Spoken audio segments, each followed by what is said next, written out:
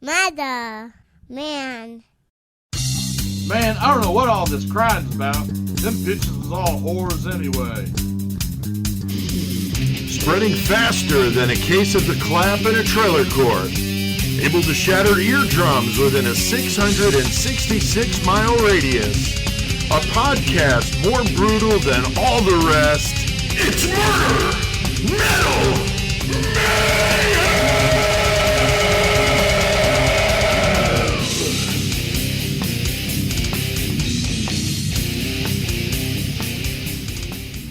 All right, it's Bill Suff, man. Yeah, Bill Suff, dude. Fuck, what the fuck is up, man? Yeah, for sure. It's Tuesday. We're throwing down a brand new Murder Metal Mayhem, and we're in Horns High Studios with the Horns High Podcast Network, episode 235 going on tonight. And Chris, you're here with me in Horns High. Joey, Yes, you're over sir. there in the 419 in Toledo. After 2 weeks. Yeah, after 2 weeks of being off, man, this was definitely a weird time. We're never taking 2 weeks consecutively off like that. And to be honest with you, it was a complete mistake.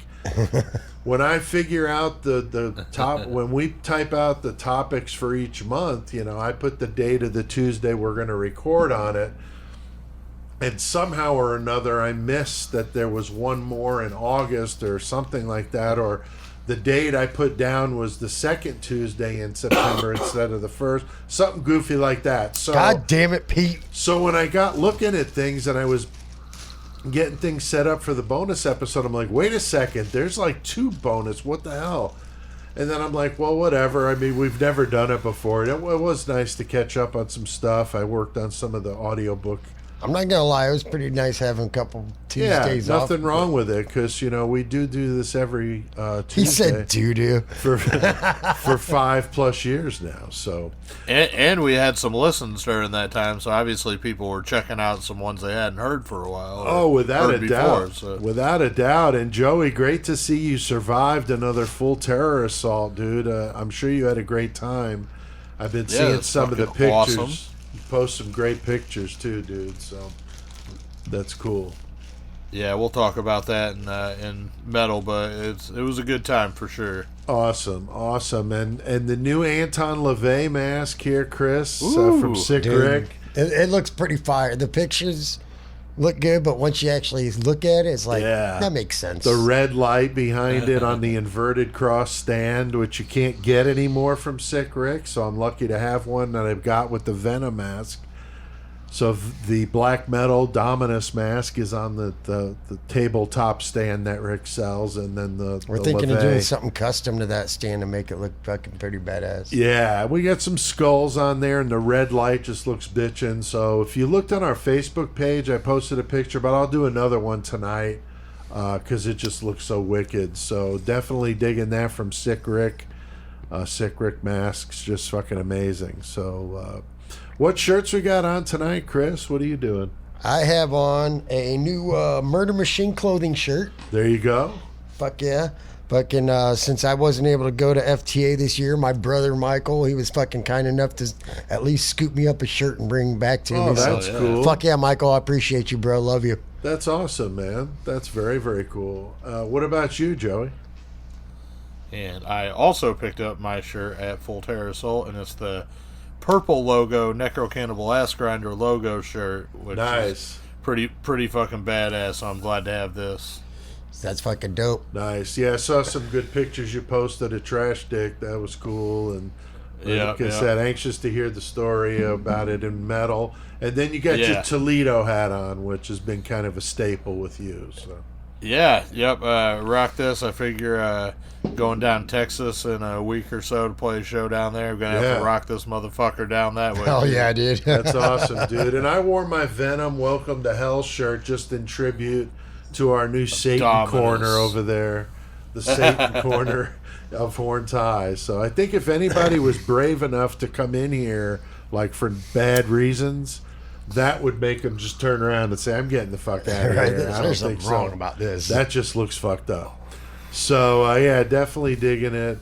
And last week, we dished out 2 bonus episodes for you guys. You got the full 2022 interviews that I did with Tex, a few months after CK passed, we were putting together that tribute.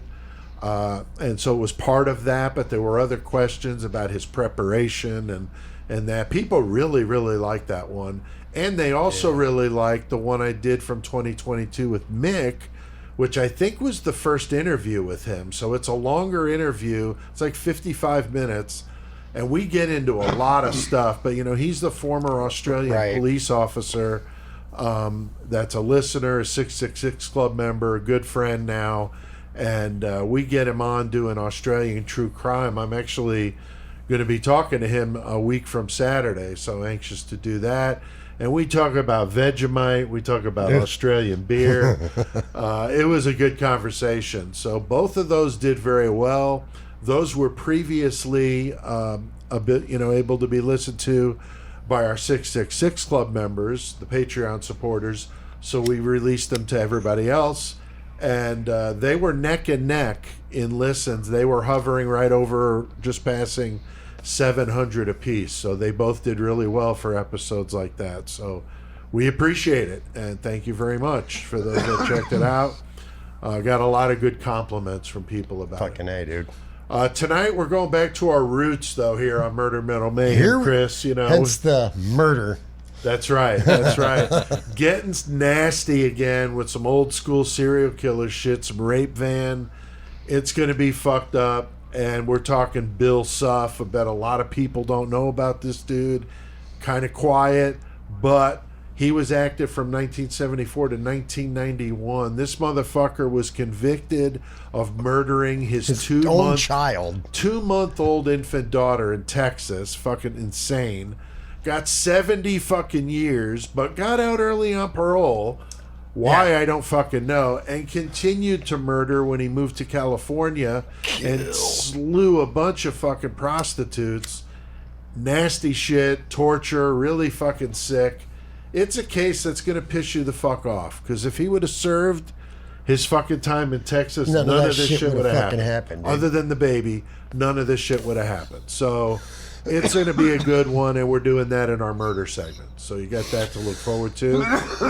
And then, Joey, you got the horns tonight, and I really liked your choice here because I had the same thought. It may have been after I heard you doing this, but of another similar topic. But what are you doing tonight? I'm doing mine on a record label. It was kind of short-lived, but it was very, very impactful in the underground brutal death metal scene. So the label was called United Guttural. It was out of Chicago, Illinois. Hell yeah. And, that might not be some of our listeners' forte, but if it is, and you don't know much about this, I think you're going to be pretty surprised how big a deal this was. No, I think it's a great idea to do an indie label like that, and I've got one. I'm not going to say who until they tell me they want to do the interview, but I've reached out of a label I really like, sells a lot of Bandcamp stuff that I buy. So I'm hopeful that some good death metal, some thrash, some good shit. So hopefully I get them on to talk, but we'll see. So that'll be cool. And then Chris, you got a lost classic for us tonight. Yeah, I got some. Excellent. We got it. We're talking FTA, like we'd mentioned, and I've got a new idea for something we could do in the metal segment. And it's a good one. It might even rival Killer Cage Match. Oh, shit. It's to that level of being cool, I think. And I'll unveil it later. Listeners, we are surprised as well. Yeah, I haven't told these guys more than what I'm telling you. So keep listening to hear about it, because it could possibly be up there with the Killer Cage Match in just listener favorite type stuff. Now, speaking of metal, I did an interview with Tassos from the UK band The Bleeding, which I've been fucking loving. That Monocrator album is just sick as hell. They've been killing it with reviews and like rankings and so forth. Really good release. And we did that on Labor Day, which was cool. He's in London, so his little time difference there. About 40 minutes. And the 666 Clubbers already got it, but everybody else will get that here in next week when it's my turn with the horns. Get a little taste of it. And I'm going to do some my shit on The Bleeding. Those guys are fucking badass. And we got a new killer cage match for you. Of course, that's always a thing we love doing. And where we get a list of 100 killers, 100 objects for them to fight with, a variable in the cage, and a song cranking out while they fight to the death. It's just fucking good time, Chris. Fucking insane, yeah. And tonight, we've got some listeners who want to say thank you. Yeah, tonight we got the fucking queen of the 419. Oh, hell yeah. Motherfucking Peggy Sue. Peggy Sue. What up? We got Ray Daddy McFalls. There he is. And Juan the Latino Dream Molina. Fuck yeah, the Latino Dream showing up at the Dark History Convention. Goddamn. So that's awesome. You guys are all great, so thank you. And we got a hell of a matchup tonight. Little strange, Joey. Definitely a little strange here. Who do we got fighting? Well, we got Robert Durst, and we talked about him and his crazy ways. And he's going to be going up against Ilsa Coach. Now, I wish I could remember how Chris does the commercial we did with God. Ilsa, the seamstress. Ilsa seamstress, yeah. But no, the way Chris did the accent was so good in that, though. That was really funny. I should use anyway, that commercial. Yeah, so that's who we got fighting tonight, though. Her and Robert Durst. Yeah, definitely weird, because Ilsa Koch was a fucking mean bitch, right? Yeah. But, Robert Durst, we'll see. But that should be interesting. And especially, Chris, we throw in those objects. Yeah. The variable, maybe some of your kin. That shit happens, man. And a song. So it's going to be good. And you got to keep listening. That's in the Mayhem segment. Big thanks to everybody listening, man. We keep seeing the big numbers. Last week was nuts, 6,780, which is fantastic. Awesome. So thank you guys very, very much. That's double the week before, which is just nuts. So I'm not sure how, but whatever. We appreciate it. And we passed 750,000 total listens. Getting closer to 1 million, Chris. Isn't that crazy? This close. 1 million times people will have listened to Murder Metal Mayhem. That's just fucked up. Let me get $1 for every time you listen. Yeah, right? Exactly. And this is a last minute edition. Just got a cool email from this guy. Shout out to a new 6'6 Club member, Mark Tucker. He just joined today. He's been listening, loving what he hears so far. And when he heard that he could have heard those interviews before, because, if he would have belonged, then that's what made him want to sign up. So that's awesome. So thanks, Mark, and all the fucking thank you, everyone. Club members. We appreciate it. And if you want to be a part of that, that's our Patreon. That's how we get supported and get help by you guys. Yeah, $3 a month, and the link's in the episode description, so it's real easy. Now, the top 10 cities listening, Chris. Who is it this week? Obviously, number one's it's Chicago. Yep. And then we got Honolulu, Hawaii, number 2. Number 3, we got Cincinnati, Ohio. Fuck yeah, Ohio. We got Vicksburg, Mississippi at number 4. Number 5, we got Sandoris, Illinois. I don't even know. Sedoris. I don't even know. South of Champaign. Right on. And then we got Clinton, Illinois at number 6. Yep. Number 7, we got Adelaide, South Australia. 8, we got Vegas, Nevada. Go gamble, get some hookers. Las Prostitution's Vegas. legal there. Have fun. And then we got number 9, Temple, Texas. And at number 10, we got Brisbane, Queensland, Australia. That's awesome. That's where Mick is. So that's cool, and we appreciate that. And the countries listening, Joey, why don't you run down that, man? Love hearing these.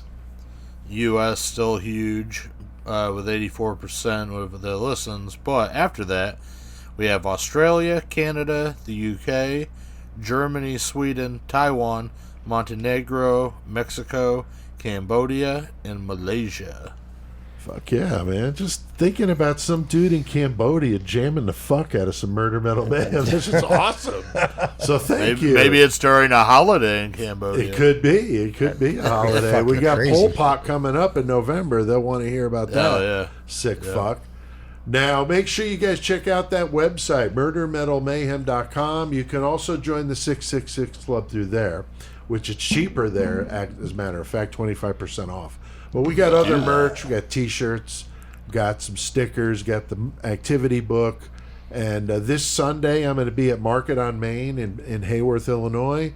And I'll be selling my books there, but I will have our Murder Metal Mayhem merch available as well. So if you want to come see me there, it's from 10 or 11 to 3 this Sunday. I think that's September 17th, 2023, in case you're listening to this 5 years from now. All right. Well, we got a lot on our plate tonight. Taking a trip, first stop, Texas, before we go to head to west to California, and trying to follow the trail of dead prostitutes to see if we can keep up with this motherfucker. Yeah. Hey, Joey, what you smoking on? Right now I'm smoking on this stuff called Space Jams, and it's really, really good. We had a whole bunch of shit whenever I was at Full Terror. I brought like all kinds of shit with me, so I went through a lot there, but I held on to these to make sure I had something to make the podcast when I came back. Space Jams, right on. I am smoking. Yep. I don't even remember. I was drunk when I bought it. There's a name. Hell yeah. Well, Hell yeah. But anyway, let's get our fucking murder on, boys. Oh yeah.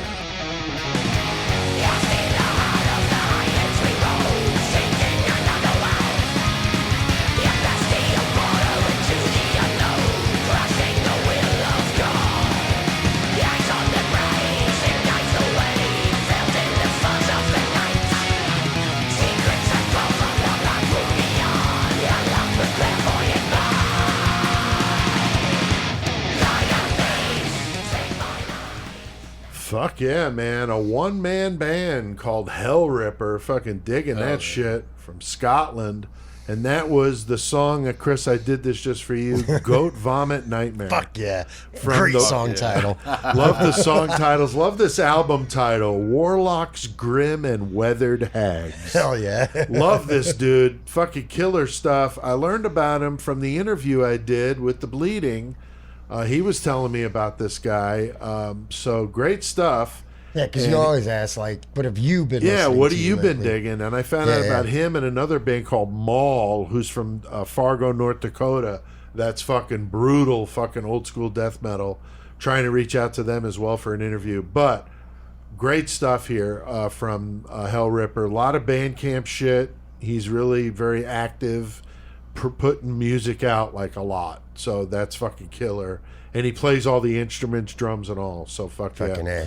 All right, well, tonight, guys, we're doing the case of Bill Suff, a guy who had two different periods where he was doing some fucking murdering. Yeah. Started back in 74, as we mentioned, with the horrific fucking murder of his own daughter. That's brutal. Fucking horrible. And then the got time, 70 years there in Texas, gets out on parole, which I don't even understand, after 10. Dude.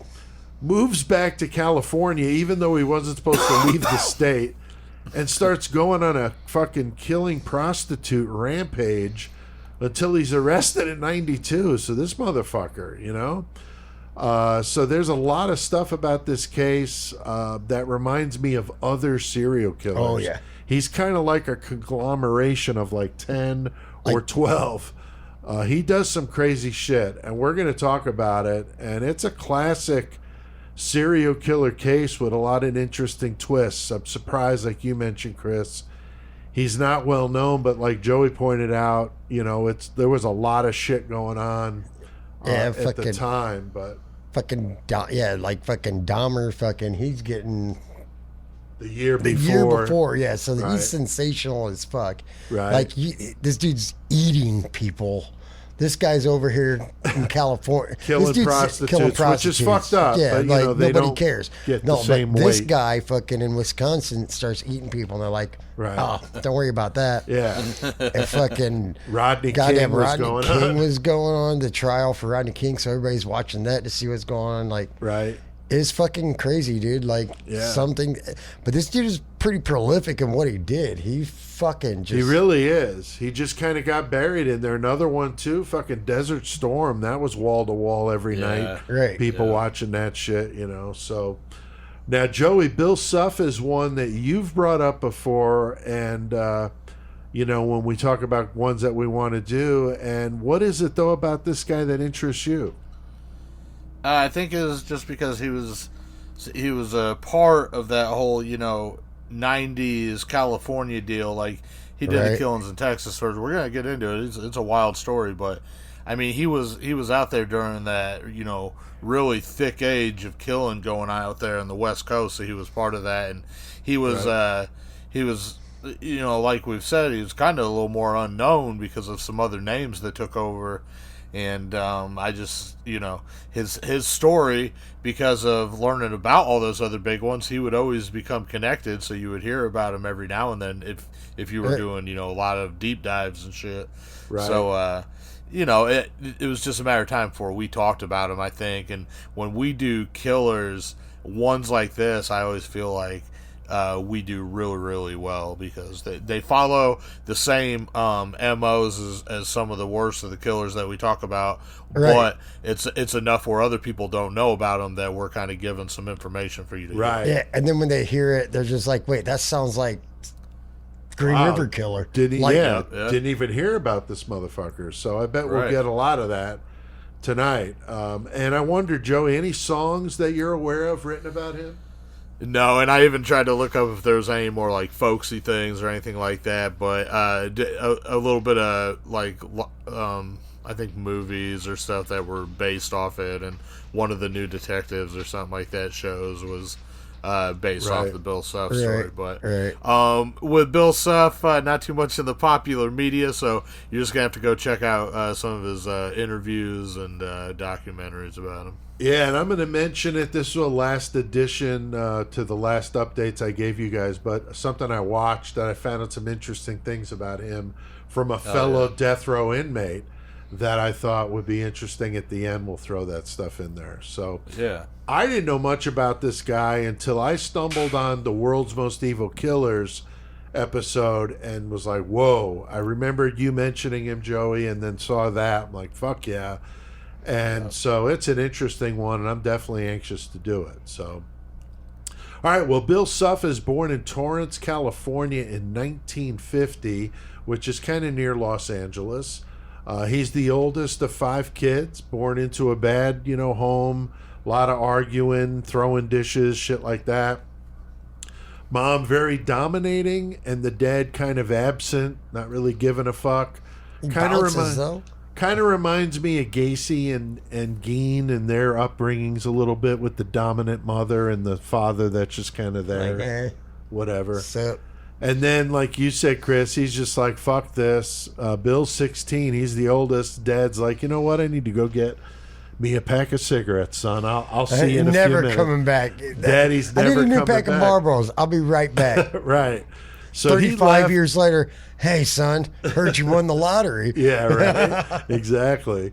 But he leaves his wife to raise these 5 kids on her own, and this is extremely difficult anytime, let alone in an era where there really wasn't much in the way of safety nets. The churches were about and your neighbors were about the only family you had. You don't want to go to the church, though. You don't, especially the Catholic ones. Right, but I mean, they were, having soup kitchens and things. They were helping people that were struggling, but nowadays it's thankfully a lot different. It's still a struggle, don't get me wrong, but not quite like it would have been in that era. So Chris, he's the oldest kid. Now he's forced to fucking go to work. He basically, he's 16 years old. He basically quit school, goes to work. I don't even remember what his 16-year-old job was, but I'm not he's sure. Raising his fucking. He was still in school though. He still stayed in school. He graduated. Oh, he just worked, after school. But he was the main breadwinner of the family, So I thought he quit school. I'm thinking of something. I've listened to other things, dude. Maybe I'm thinking of somebody else. Very possible. But never mind. Anyway, point being, this motherfucker, he had to be, like you said, the breadwinner. And he's fucking going to work, getting shit done. And he's a parent now. He's like the dad figure in the family. He saw that fighting, so that's just a bad thing to fucking imprint. Yeah, now all he's got to do is control all the kids with the violence. Yeah, he becomes, as we see later in the story, much more violent.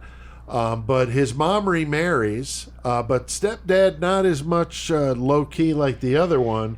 This motherfucker militant. does not put up with his bullshit, and he's not liking it a whole lot, but he does go to, he's in band, plays trumpet, and the band went to the fucking Rose Bowl his senior year, so that's pretty impressive. That's like the Super Bowl to those fucking band geeks out there. So that's cool. You know, he did that, and that's fucking where band geeks, Joey. That's where he meets the love of his life, old Terrell, at the high school Terrell band. was she was also in the band, and you know they were playing and got to know each other. He ends up marrying her. She was pregnant at the time whenever he asked her to. From right, she was raped and got pregnant from that. And yeah, that's why he's in basic training for fucking the Air Force and shit. Yeah. Yeah. Well, he said he would accept the baby and help her raise the kid. Right. It's not true. So that's cool. I mean, yeah, that's what he said. Of course, we know differently. But, you know, he ends up, like you said, Chris, joining the Air Force, getting in a medical-related field. But what do you think, Joey? If he would have ended up going to Vietnam, we might not have been doing this podcast, right? Yeah, possibly not. I mean, unless he was somebody so fucked up that he made a big impact over there as a killer, then no, I don't think he ever went. He was at some hospital near Dallas. No, I'm saying if he had gone. Oh, if he had, right. And he had been so atrocious that he was well known in such a fucked up war. Oh, sure. As that badass of a fucking killer, you know? Right. Animal mother and shit. Killing civilians fucking, and shit like that. No, homeboy in the helicopter, you just don't lead so much. Yeah. So definitely, fucked up situation with this dude.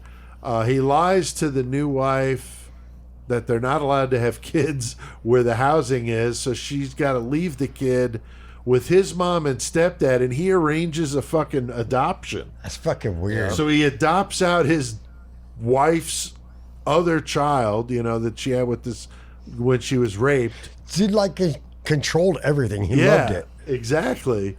And he ends up getting her pregnant, though, and she has a boy, old Bill Suff Jr. Oh. But he doesn't take too kindly to family life. He's not a family man. No, he basically just oh, wait, hold on.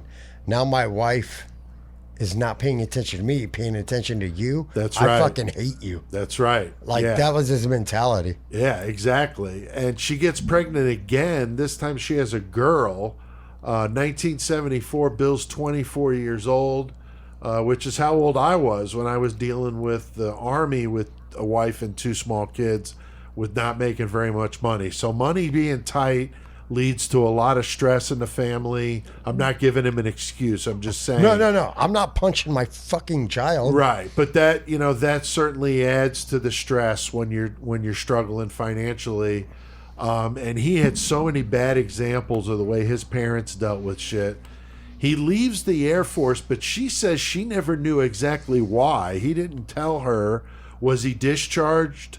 Did he just get out? Did he get kicked out? Don't know. She said she doesn't even know what kind of discharge I didn't he see got. that, or I listened to it. I didn't watch it, but I listened to it. But yeah. She just doesn't know, so that's fucked up. So now she is the only one working. She feels like shit, or he feels like shit that, that's going on, but he doesn't seem to really care enough to get his ass a fucking job, I'll just hang out at the house and abuse our child while you go work. He's daddy work. Daycare, right? Yeah. And that doesn't work out real well because he loses his shit and becomes increasingly violent and ends up beating the 2-year-old girl to death while his wife is at work. And he calls her and says, I think you need to come home. Yeah, he calls her and he's like, hey, I don't know, it's not Deidre, but they called her Dee Dee. The child's name, they called her Dee Dee. Yeah, Dijonay or Dijonay or something like that. Dee Dee's just easy to remember. Yeah, that is what they call Rest in peace, child. But yeah, he calls her at work. And it's like, hey, she's not breathing. I don't know what you do. You need to come home. It's like, and she comes home and obviously not breathing. And she's like, did you even fucking call the damn fucking ambulance or anything? Exactly. He's like, well, if you called 911, what the fuck have you done? What the our fucking kid's laying here not breathing. Right. Call a fucking ambulance. Do something, dude. It's fucked up. Just rolled out. Fucking. So they get convicted of murder. Yeah, because the forensic evidence, like that kid's fucking liver was ruptured from a fucking punch to the ribs and shit, dude. It was pretty fucking bad. Yeah, and 2 months old, man. 2 months old. And there was like cigarette burns on the heels of the foot. Like, fuck this dude. He just needs to die. They both got 70 years. Right. She got, after, 2 years, got exonerated. And they let her go after 2 years, which I don't know how I feel about it. But, yeah. I mean, all the abuse shown on that child, you knew something was happening, dude, in the way you're getting treated. Also, he got 70 years as well, but then 10 years later, because he's a good convict, 10 years later he gets out, and guess what he's about to start to do, ladies and gentlemen? Right. Watch. Yeah. Yeah, hold my fucking beer, right? So 10 years of a 70-year sentence, just unfucking believable. But she files for divorce right as soon as she got out. And yeah, I saw some interviews with her about this, and she claims she had no idea that he was beating the infant because they found some of the injuries were older. You know, now she's only 2 months old, but still, previous injuries. Right, exactly. So 2 months old. Yeah, so that's fucked up. And she's claiming she didn't know anything about it, but I'm finding that very hard to believe. I mean, when you're changing a baby, bathing a baby, dressing a baby, I mean, how are you not going to see bruises or, cigarette kind of burns? cigarette what the fuck? Oh, let me wash your foot. Oh, you're fine. What is that? Gee, that doesn't look right. So I'm not buying it, but whatever. I don't know what to make of it other than I think she got off very easy. I think she should have got some time. Not as much time as him, but she should have got some hard time. I personally. agree. I get it, that you got to lie and do what you got to do to save your skin, but yeah, I think she needed to do some more time. Now, Joey, what do you think of this whole fucking mess, man? I feel like she probably knew what was going on, and I feel like there's two things that are very powerful. I don't know exactly what happened, obviously. Obviously, none of us do. But two things that come to mind is, A, you got the power of denial. And we've seen that with a lot of cases before where, for whatever reason, a woman just loves a guy so much that she's willing to not see shit that's right in front of her fucking face, Right. And then the other thing is the power of fear. And if this dude was controlling and being abusive to her, in a terrible way, maybe she was just so scared, right, that she didn't know what to do. I don't really know. Like I said, and I never, she seemed to have just gotten arrested, took her time, and then they let her out because they felt like she wasn't involved enough in it herself after they looked into whatever they looked into. So I got to, assume that they did their fucking work to come to that decision, but then they let him out after 10 years too. So yeah, what the fuck? I mean, I'm guessing some kind of prison overcrowding. But she never did anything after she got out either. Right. No, that's true. But yeah, like you said, the prison overcrowding, and also I think like at the time that this is going on, this is after you're coming off the Vietnam reforms and all that shit, where they're wanting things done a little differently with the incarceration system and all that. So I don't know if this is, if that was part of a thing that went out where they let some people out quicker, or they've experimented with that shit in the penal system before a few times with trying to help people out and rehabilitate out a percentage of them. I mean, we saw it fucking happen with COVID. A ton of people that would have sat incarcerated were let out because of COVID, health reasons and all that. Yeah. And did those people all go out and then commit atrocious the same crimes or worse crimes? Probably not. Did a couple of them? Yeah, it's possible. Yeah. Right. Yep. Yeah, good point. So yeah, definitely fucked up, these people getting out, or he gets out early like that, and her don't really know what to make of it. But it reminds me of the case we did a long time ago, Kenneth McDuff in Texas. I looked this one up. Episode 76, 2019. Ooh, that's why I don't remember, because I was here by myself. Chris was incarcerated. Oh shit, I was in jail. Motherfucker. That's why I did that one That's why I with don't Tex. remember doing that That's one. right. Yeah, I had to look it up because I'm like, when did we do that one? And I looked it up and I saw that in the episode description it says you're on assignment. Yep. Because that's what I was telling people. But yeah, you were locked up for a month, and so I did that. Still one a good one though. I did it with Tex. Yeah, episode 76. But he got out and started killing again. That's what reminded me of it, and in Texas as well. Now, Chris, Bill Suff is free. Goes back to where he comes from, Riverside, California. Yeah, he gets fucking after 10 fucking years of a 70-year sentence. What the fuck? Just because he's all. That's why he got away with so many murders that he did, because he knew how to act to make people like him and make them feel like Kemper. Ed Kemper was that way. Very much. He goes back to California even though he's on parole, right? Which is weird. Yeah, shouldn't have left the state. Should not have left the state, but wouldn't you think your parole officer is going to be looking for you? And he goes to work for a county, which is government. You think, and I know this is before computers are really used like they are today, but it's like, really? I mean, he didn't go for a flipping burger somewhere. He went to work for a county government. You know? Like, there was in his hometown. There was some detectives. That one lady detective was really good, but like Texas fucked this one up. How is that? They did, man. Like, how can you not fucking be like, oh, parole officer hasn't seen him in 3 months. Maybe we should fucking try to find this guy. Exactly, and he's in his hometown. Yeah. It's not like you had to look very far. So yeah, really fucked up. But the media, he's got so many similarities to other serial killers, Joey. I mean, you think that maybe? Hold on, wait. The fucking goddamn car. Oh yeah. The goddamn car. The rape van. The rape van, yeah. So like he was doing the it was an old school fucking ride share, basically, like people working together. But he was like the fucking spokesperson, basically. Right. So it's like a picture. Take a ride with Bill. Yeah, it says take a ride with Bill, and it's Bill standing in front of the van that he's kidnapping and murdering women in. Right, torturing. Same fucking van, dude. Minivan. It's fucking so ridiculous. It's like take a ride with Bill. Like, no, thank you. Exactly. Fuck you, Bill. But Joey, I mean, I keep seeing so many different similarities. Chris brings up the old rape van. We've talked about those so many times. But I don't know if that's why he's just not memorable. It's just the name. I'm not really sure what it was.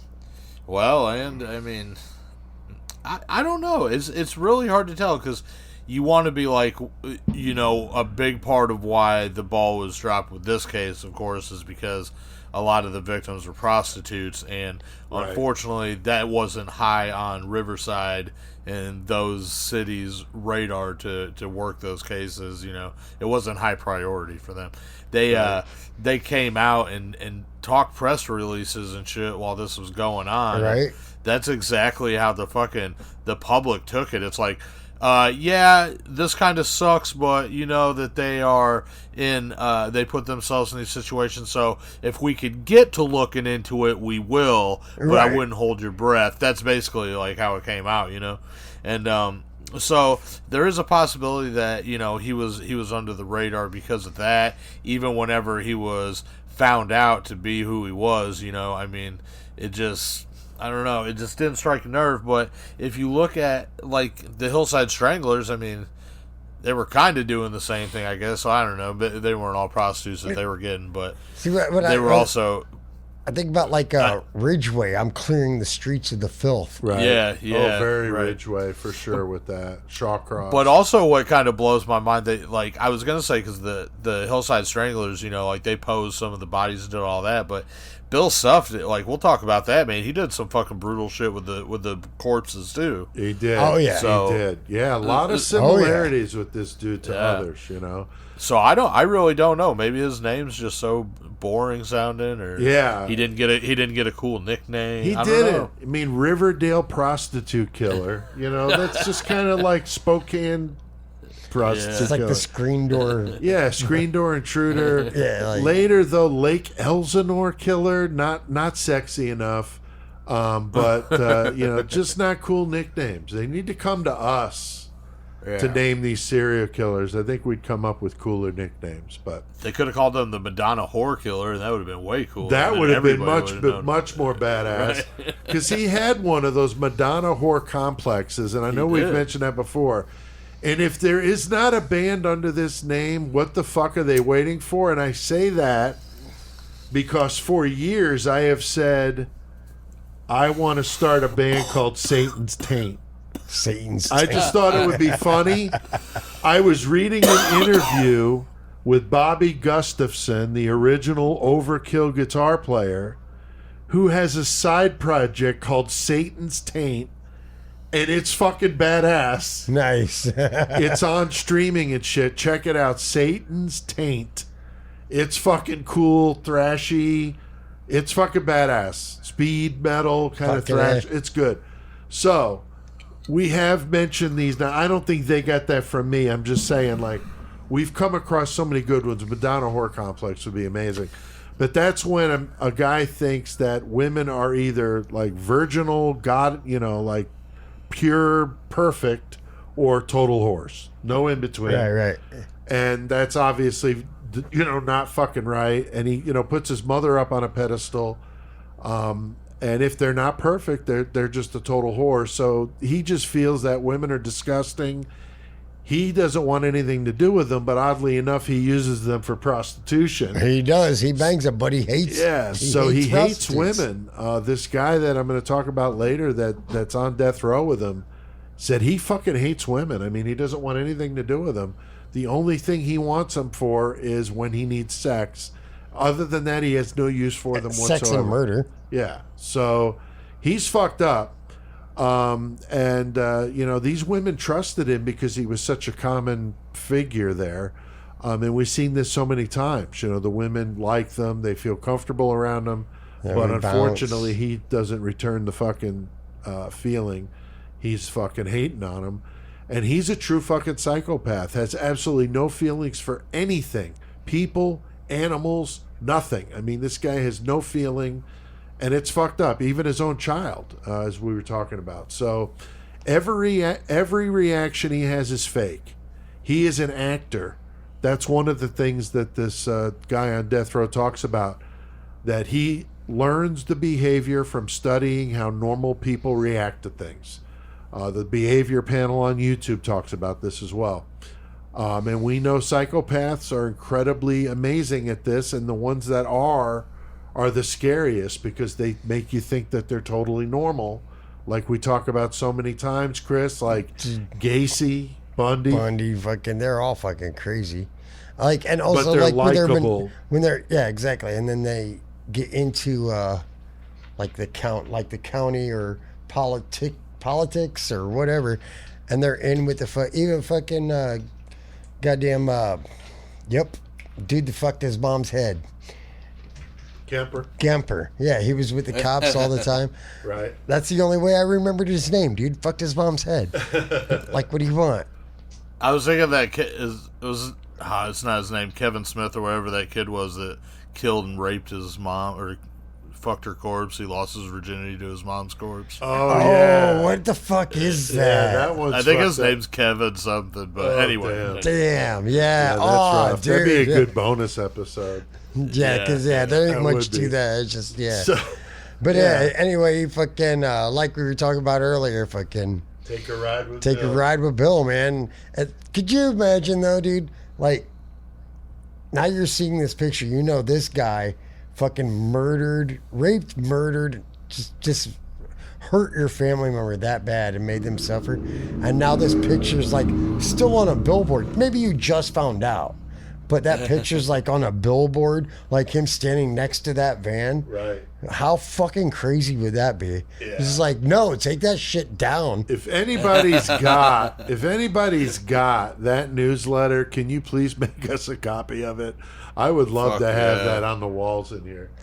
Now, as far as we know, the murders began in early 1989.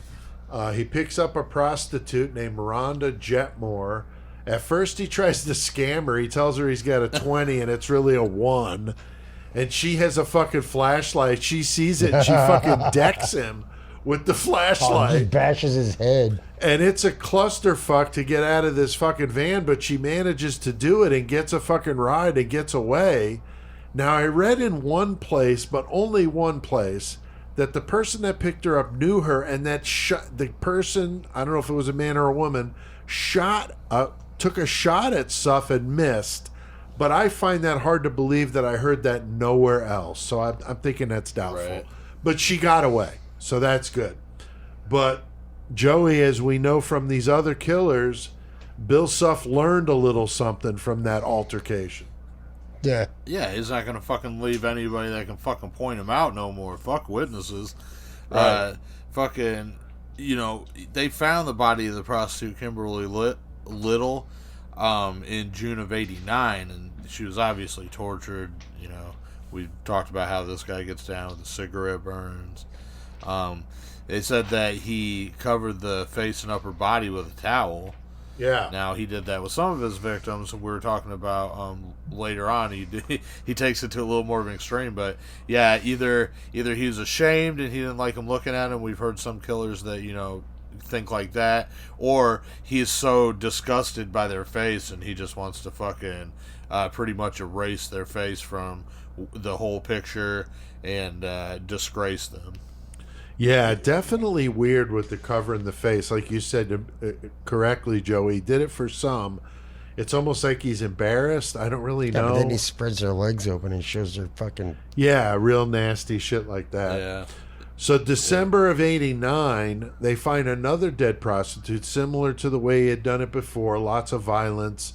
But this one had 4 distinct stab wounds on the chest, which they did talk about quite a bit, but I don't know what about it was distinct, other than it was 4, and they just keep using that word distinct, but I don't know, was it a pattern? Like, what was distinct about the 4 stab wounds? Don't know. Okay, I don't know, I saw this, like, in 2 different places, but, like, that they were dressed after they were murdered, so, like, if the stab marks are underneath them, like, they're distinct. I don't. Yeah, okay, I don't know. I guess I'm not using the word distinct, right? Yeah, but because like you don't strange. see them in general, like if they're covered. Right. Well, yeah, he did redress some of them. One, he put his own clothes on, which is fucking bizarre. Weird as fuck. Yeah, weird as fuck. Really weird. And I saw the interviews. The police talk about these distinct stab wounds, though. Just curious.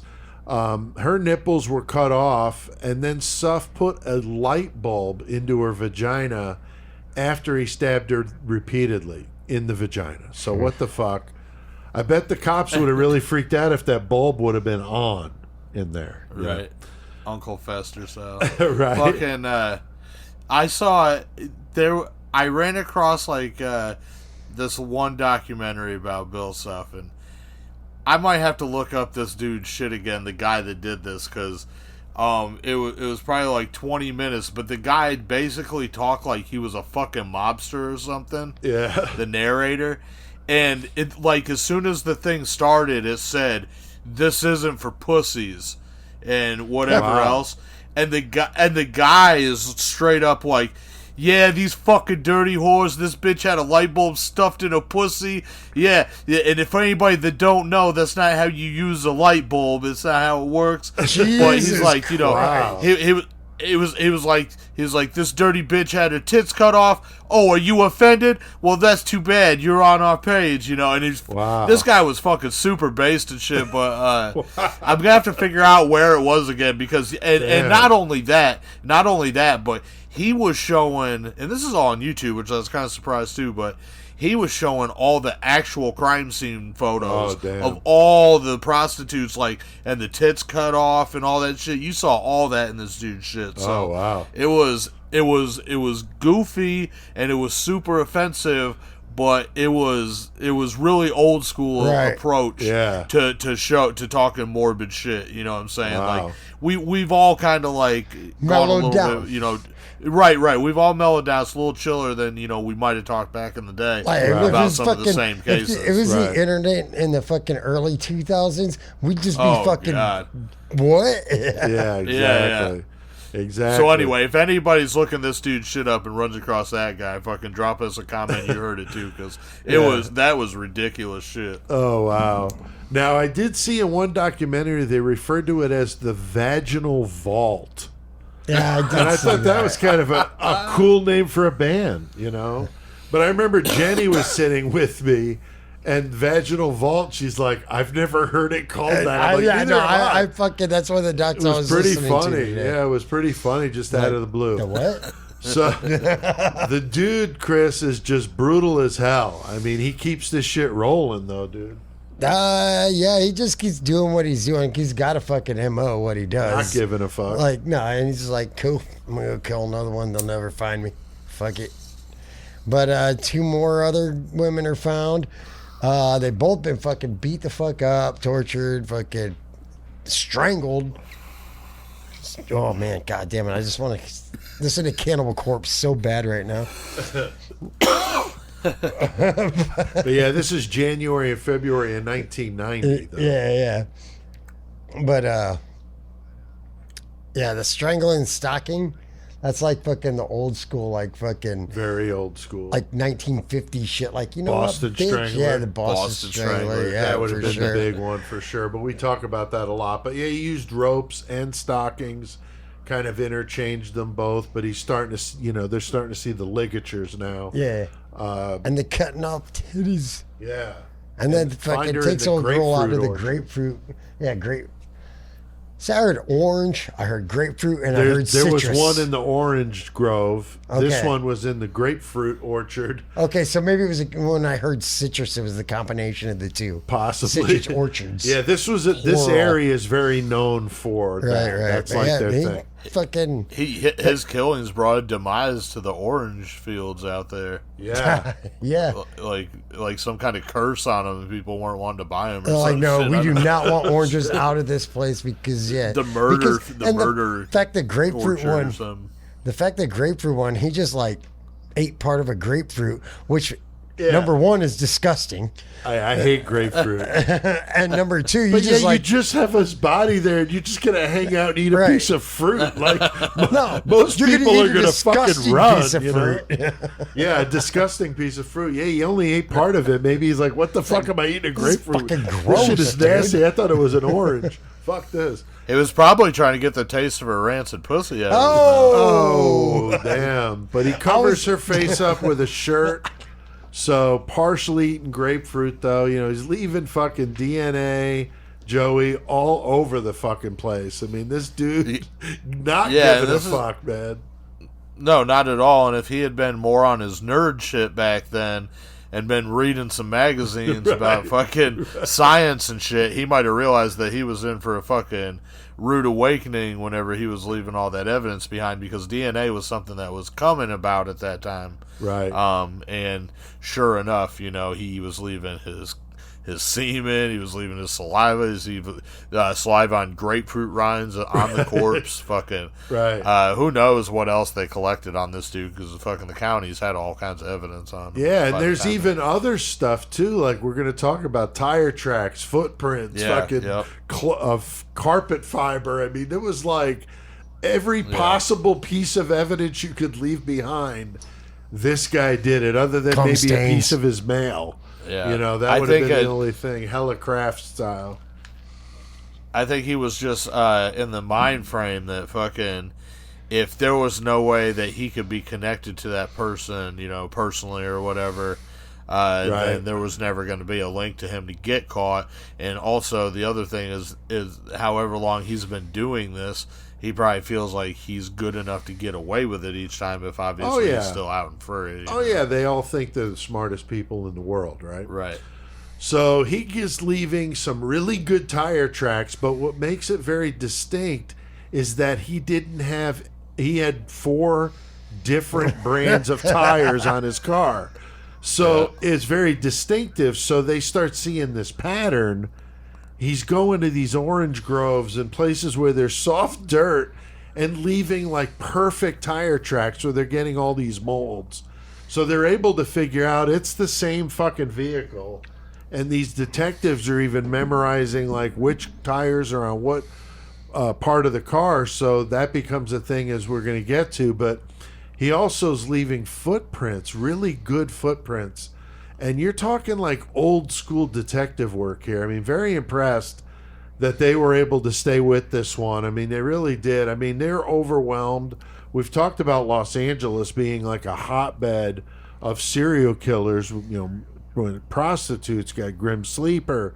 I mean, on and on and on. I mean, it's just fucking nuts at that time. So these guys were really overworked. So, I mean, I'm impressed that they were able to get this dude. And Chris, he kills 3 more prostitutes now. Yeah.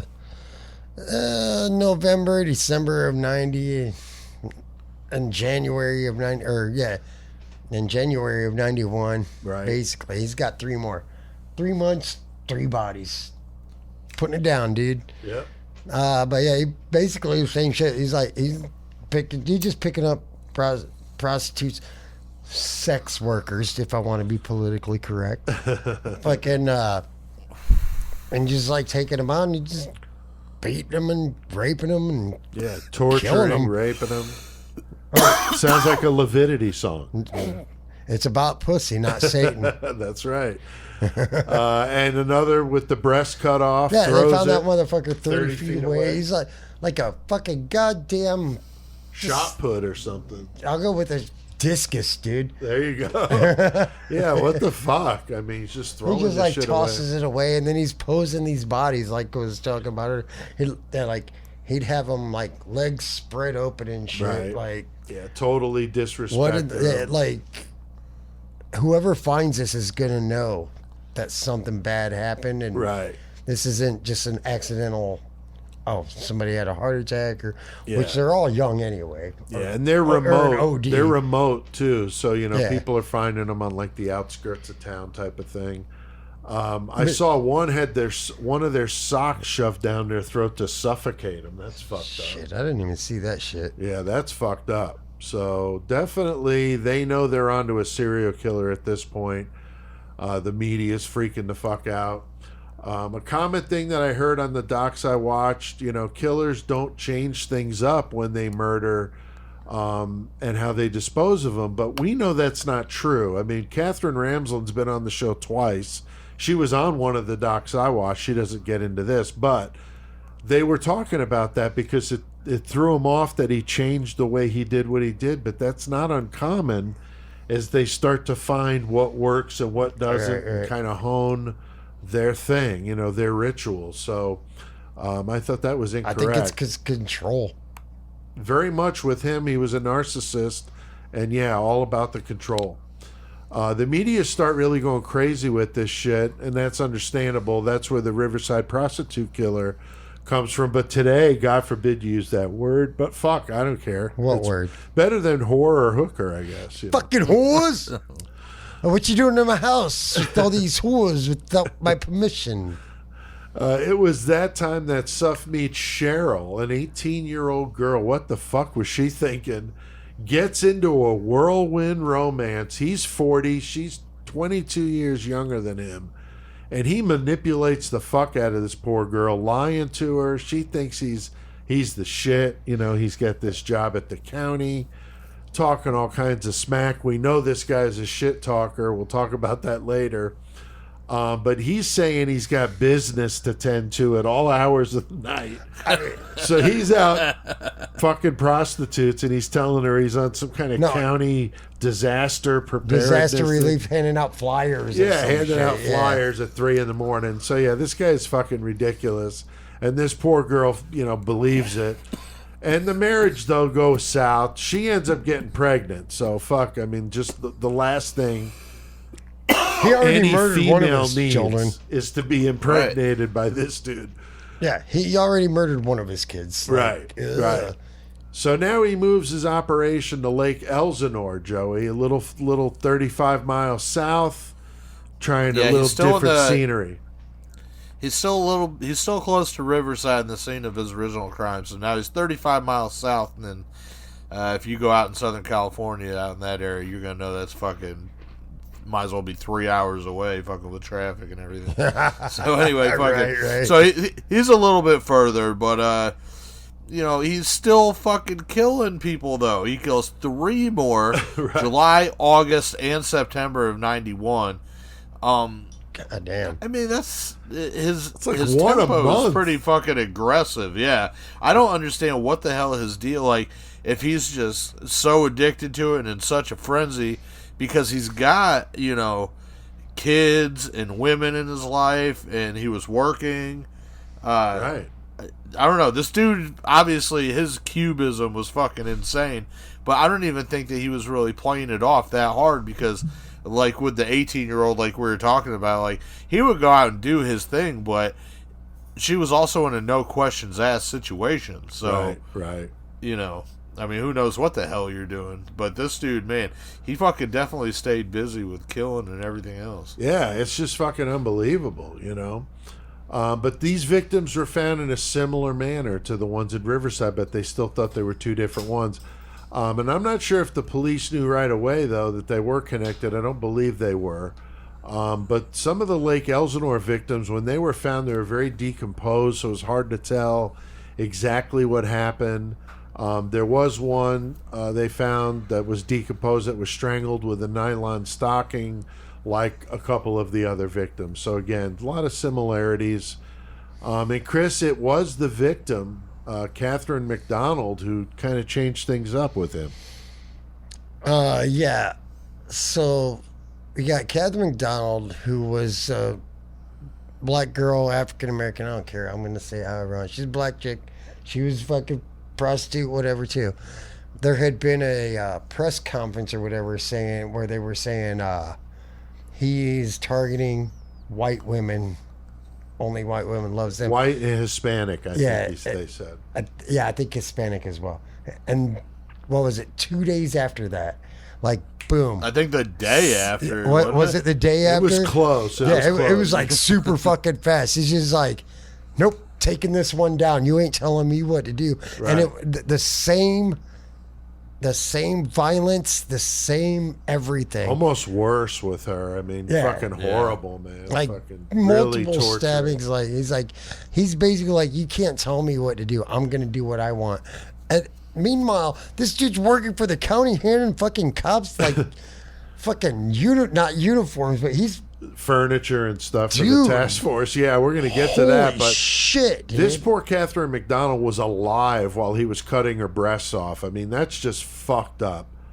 And she was 4 months pregnant. Yeah. So I mean, god damn, with this guy fucking getting stabbed in the pussy and shit, like while alive. While she's alive, it's absolutely terrible. I got blood. Now the police also found more tire tracks, more shoe impressions, matching the other ones. So, they're searching places where those shoes were sold, kind of running into some dead ends there. But with the tire tracks, they saw one of the tires was an Armstrong Ultra Track that had a unique tread design. But again, there were 4 different tires on this car, and the investigators got to really know that tread pattern, which is pretty impressive. Like they were walking around like, even just on their off time. Out with their family, they'd just be looking at tires in the parking on vehicles. Lot. Yeah. I mean, they're just like, oh, there's a van. Let me look. I don't know if they knew it was a van then, though. Dude, that'd be like a scavenger hunt, though. Like, right? Dude, what if you can find this fucking this car's tread pattern? Yeah, that's fucking crazy. I think that's what they were hoping for, right? But the media is just going nuts. And this is 9 victims at this point, 10 if you count the unborn baby of Catherine McDonald. And this is in 2 years, so that's about 1 a month. And people are freaking the fuck out. And then Cheryl ends up having a little girl, so Bill is a dad again. Good for him. But hopefully she's not asking him to babysit anytime soon. Yeah, Jesus. So Joey... The fucked up thing is, though, like, when he fucking just bounced from Texas and went back to California when he was on parole. Right. Like, he was, like, back in California, just like, hey, how you doing, guys? Yeah. Welcome home, It's fucking Bill. crazy. Welcome home. Like, he's just out here murdering. Yeah, I don't know if they knew in California that he had done 10 years in Texas. Who knows? He I probably don't think told they him did. a story. I'm sure he told him a story. And Joey, he's not letting up, man. He's still fucking going. Yeah, he finishes out 1991, October and December. He kills a prostitute in each month. One had fingernail claw marks around her neck, where obviously Suff had strangled her. Now, they didn't know if it was a nylon stocking or a rope, but he obviously used some sort of ligature. Then he had another one that was back in Riverside. He went over there and killed again. And this one was in an orange grove up there. Right. And, the same kind of deal. Stabbed in the chest. Fucking tit was cut off.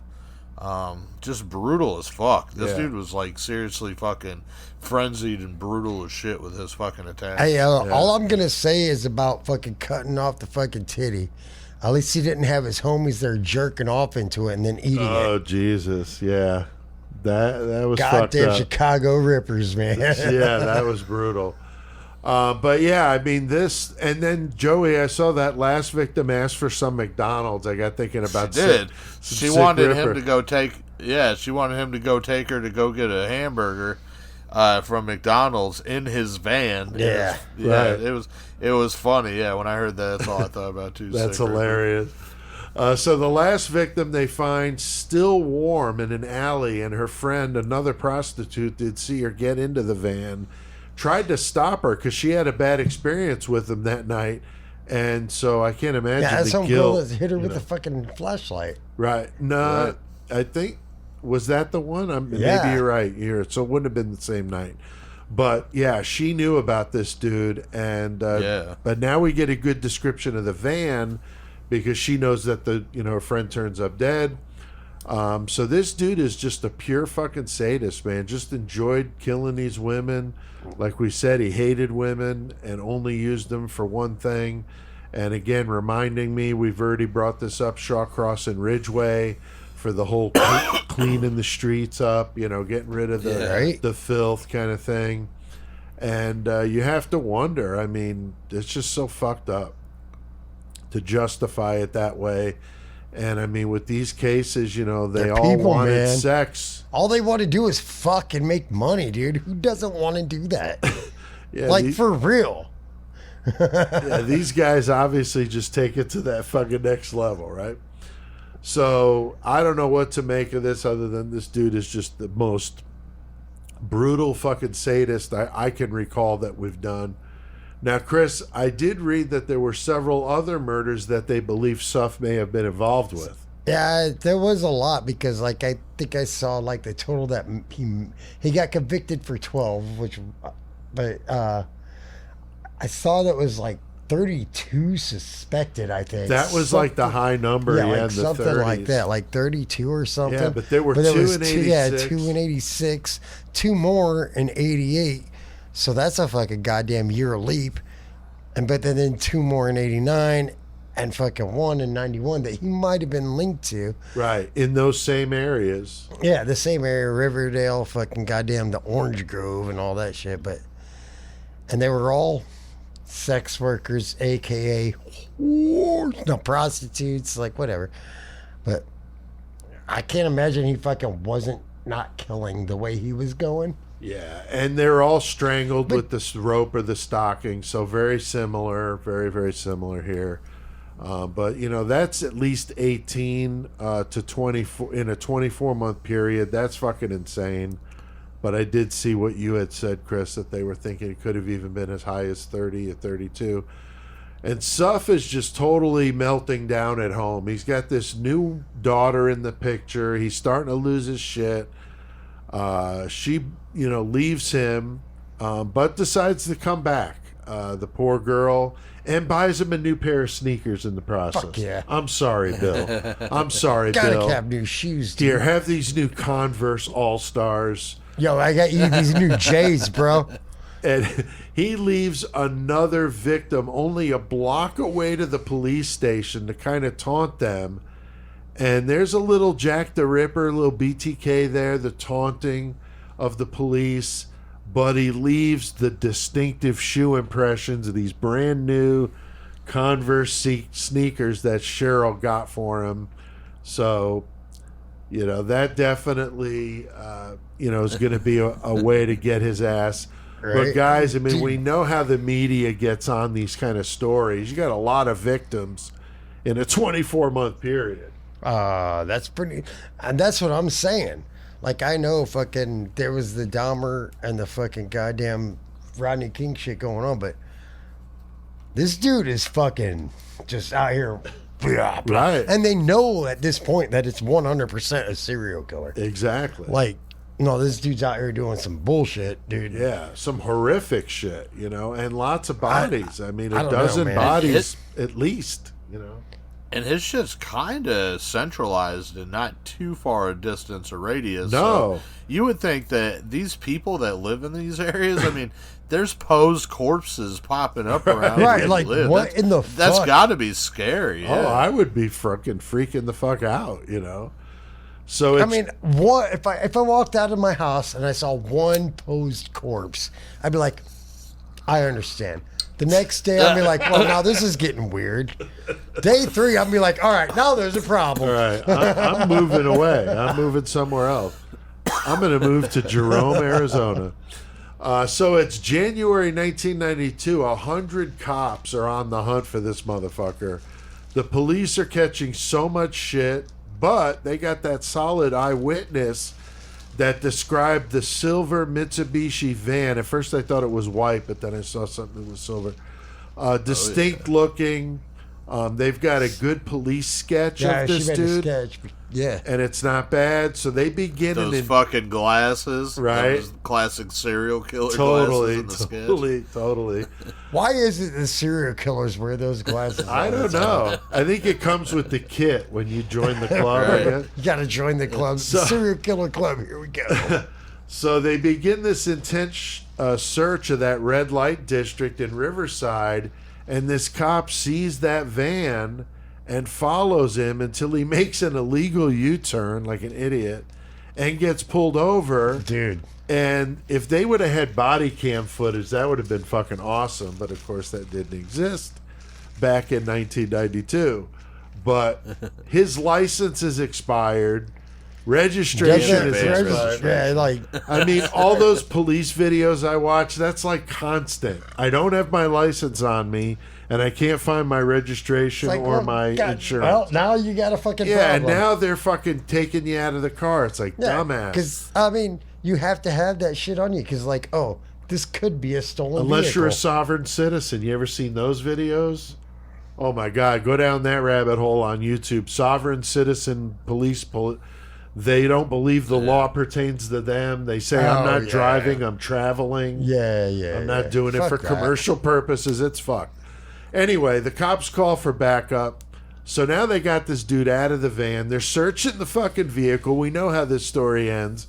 The cops find a bloody knife in the van and call the lead investigator from the scene. Right, and she's like, look at the fucking driver's side tire. Yep, tell me what it is. What it is. All right, now go look at the passenger side front tire. Tell me what that is. Yep. And it fucking She boom. said, freeze the scene. That was the I'm phrase on my she fucking used. way right Freeze the the fuck scene. right Freeze now. the scene. I'll be right there. So, yeah, that motherfucker didn't go anywhere, but didn't give up any fight. Went very, chill. No big drama. Love those videos where especially when they're females, they go fucking ape shit. Yeah, right. It's pretty funny. Now, Joey, it's crazy to find out that the members of the task force had to go to him to get furniture for their office. What the fuck was up with that? I mean, that was, through his legit job, part of his legit life. And Right at the they warehouse. all, and they all liked him. Like, he was, they talked to him or whatever and bullshitted with him, old Bill Suff, Dude, was it that? Yeah. Huh. Go ahead. What, Chris? What are you saying? That one incident when the cops, he was talking to some cops and one of their pagers went off. Yeah. And he's like, oh, yeah. And he's like, oh, they find another body? And like, holy shit, dude, what the fuck? Right? Not giving a fuck, man. Yeah. So, yeah. Well, we've seen that, too, with, some of these guys, especially some of the most prolific killers, they love getting that insight and being close to the cops and finding shit out. Like I said earlier, fucking Gacy, obviously, fucking Kemper, Bianchi, he did the ride around with the exactly, cops. yes. That's right. Yep. That's right. So, yeah. So, I mean, he was just taunting him and shit. But the last victim they found with those distinct Converse sneaker tracks, when they search his house, they find those sneakers, and they got him. Yeah. Between that and the tire tracks and the bloody the tire knife. tracks got him. And then they start finding all and they also carpet found fibers, cat hair, right, and fucking on and on. Jewelry and such from his victims that he was giving to his old lady. He had a purse or two at the house. Yeah, he had. He was giving them to Cheryl. Right, he was giving the jewelry to Cheryl, and he also had motherfucking like pieces of the victim's mail in the van. Oh wow. Yeah, that's not good. That's fucked up. I didn't see that up. either. That's fucked up. Is right. Okay, maybe. Okay, weird I don't take that as shit. quote, but I'm just saying I did see that. Not uncommon though, Yeah. the trophy thing. Now, again, reminding me of Kemper, Gacy with the way he's talking with the cops. But when the police interrogated him, he got stupid. Said he found one of the bodies in the orchard on his way to work, but he was afraid to report it or some dumb shit like that. He's like, I didn't cut the titty off though. But then he lawyers up and he pleads not guilty. Didn't he say he did grab the knife though? He was like, I found her and she was stabbed, but I grabbed the knife and took it out of the body. That's right. So that's why his fingerprints would be on it or whatever. He also said, stupid. but I didn't cut her titty off. Right. Wait, hold on. What? So yeah, that's just fucked up. And he takes him 3 years, but they put a case together, 7-month trial. But in July of 1995, a jury in Riverside County finds him guilty of 12 of the 13 murders, but they get him on an attempted murder as well. It doesn't really matter. The police claim he could have been responsible for as many as 22. I did see, though, what Chris mentioned, 30s. Don't really know with this guy. But, you got to wonder, was he doing this shit in Texas while he was in the Air Force? Who knows? Yeah, Very possible. Fuck knows, dude. Around Dallas, I mean, that would have been a lot of prostitutes, big metropolitan area. Could have been easy to stay under the radar for a guy like this. But tough to say. We know that prostitutes are really easy prey because they get in your car. They're in very vulnerable position, and shit can happen very easily. Fucking yeah, fucked up people. Yeah, can do a lot of fucked so, up ladies, people. A lot of if you're drugs. listening to this and you do fuck for money, good for you. Get it. But also be very fucking safe, yo. Yeah, that's a very dangerous profession, but I'm not telling you anything you don't know. So, Chris, they end up giving Suff the death penalty, don't they? No, they didn't. He got 12 death penalties. That's true. Yeah, they convicted him on the 12 of fucking victims, and he gets his ass sent in a fucking goddamn motherfucking San Quentin. And if you guys have heard our San Quentin episode, you're Not gonna a know fun that's place. not the best place to be. No. Fucking, but yeah. But I mean, look, this dude killed a lot of fucking females. There's a lot of dudes in there that kill a lot of females. So maybe it's at the time high profile his case was in that area. Maybe motherfuckers are like, oh no, we're gonna kill this guy so we get clout, but I don't think so.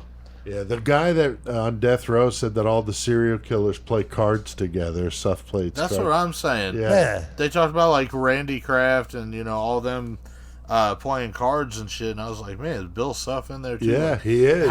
How do you all just sit around together? Like, it's like, hey, nice body count, homeboy.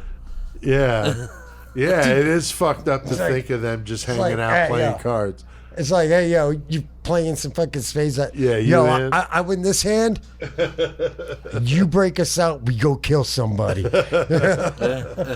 So Joey, he sits and probably does a lot of reading, little TV, filing appeals, but nothing works, right? No, I mean, he's not going to get out. He got a second chance at life when he got out after 10 years from killing his 100%. baby. Right. Dude. And he didn't give a fuck about that. He fucking went with all his dark urges and made everything just hell on earth for anybody that was around him, And Right. he's not getting let back out after that one. And I 100% agree. He got a second chance. if if there was the death penalty or something like that, and some of the worst people we've talked about, I feel like Bill Suff's up there, and he would have deserved it. So right. Yeah, he's not going anywhere. I agree. Now, I mentioned this here. I watched this episode called Unsolved No More. It was a podcast on YouTube about Bill Suff. Very interesting. They had a fellow San Quentin death row inmate. This guy's written a book, but it's a Christian thing, so I'm not going to buy it. But his name is William Noguera. He didn't talk about religious stuff in this interview, but the book, the description of it, talked about his Christian stuff, and I just am like not wanting to read that. But yeah, it was interesting to hear him literally on a payphone from fucking death row at San Quentin. And crazy to think that they let him do that, or if maybe they don't, and he was doing it on the down low. I'm not sure. But he says he's known Suff for more than 20 years. He says he's a big bullshitter. Talks about that he's a world-class chili maker, but he won like the county fair, dude, chili cook-off or some bullshit. So he's a big braggart. He also helped do something with the newsletter there when he worked for the county. I don't know what it was. It was minor, but he claims he's a book editor today. So still talking a lot of smack. He sells cards with all his victims listed on it, including his daughter. And then he hand signs them and then writes underneath that, "Are there more?" with a question mark. That's just fucked up. I want one. It's even his daughter is on this thing. That is so fucking horrible. He also claims he puts pieces of his victims in his chili and fed it to the task force. So that was the thing, is he won the best chili in the Riverside County Employee Chili Cook-Off, which is whatever. Right. But he won that, and then they kept like, man, what was in that was so good? And it was human. Allegedly later on, he fucking confessed that it was one of the breasts that he had cut off. Right. And then he put in the chili. So I don't know if that's bullshit, part of the urban legend, but it's a pretty brutal part of the story, I guess, regardless. It's Matheny. That's some Matheny level shit there, man. Also, right. I like chili, and I like titties, so... Titties and chili. So, yeah, I mean, I don't know if it's convict fucking bullshit or what, but I would be interested to have one of those cards to put in here. But instead of ass and titties, you can do tits and chili. Tits and chili. Tits so and yeah, chili. I'm debating to try to write to this dude only because this story is just so fucked up, and he's kind of obscure. Really, a lot of people don't know. But a very interesting one, how he gets away with it in Texas and gets another lease on life. Dude. And decides to go back to being a fucking serial killer and go on and kill more than a dozen women. I mean, it's fucking horrible. I know we're laughing, but that's just the way we are. But, if he would have done his time, none of this shit would have happened. So, anything to add to this one, guys? Old Bill Suff, the baby killer, and total piece of shit. I got nothing. I ain't got nothing to add to it, but man, I'm just still. I gotta find the link to that one that I watched with that dude. That was so brutal. Because he was straight up talking about the victims. He's like, yeah, they were still choking on all the cum that they had swallowed through the night's work. My God. I mean, this guy was fucking brutal as hell. But like I said, we're laughing about it, but man, this dude, he was pretty crazy. Yeah, I would definitely. I'll find that. I'll send you the link just so you can check it out. Please do. So I did my research watching a couple good documentaries. World's Most Evil Killers, love their stuff. And Born to Kill, that was the one with Catherine Ramsland on it. I watched that good. One. Well, I listened to it today. Yeah, really good. Both of those. Good stuff, a little different in each one. I mentioned the Unsolved No More podcast with the guy from Death Row, which was really cool. And there's other stuff out there. Murderpedia had a whole bunch of shit. So go on and put in that work and get your PhD in psycho, motherfucker. With us. No. So why not? All right, so next week we're doing another really fucked up case. I bet a lot of you don't know about this guy. We're going to Europe, and we're going to be talking about a very controversial figure, a real-life vampire in France named Nico Clow. And we're going to talk about him with Jeff Ignatowski. Yeah, boy. We're going to have him on here, half of that Polish connection. We're going to have him on to talk about Nico Clow, I think's how you say it. But yeah, really fucked up. He killed somebody, did some time, got out, but he had a job at the morgue and he was stealing blood and drinking it at home. And he claims to have eaten parts of this person that he murdered, but now he's doing art, and his art is really good. And he also has a business called Serial Pleasures. Check their website out. But they have sex toys that are inspired by serial killers. Like the fucking Bundildo and shit? I believe so, yes. But he's also got like T-shirts and all kinds of cool shit on there. I'm probably going to spend some money on it. But Nico Clow is going to be next week, and it's going to be a fucked up story with all the blood drinking and cannibalism and everything else. Man, you should get an interview with this guy. For us. Yeah, it is. That's what I'm saying. It's kind of different because this guy's like, we're talking about some fucked up shit with this dude, but he's still out there and accessible. Yeah, he's on Facebook. He's get an interview with this guy.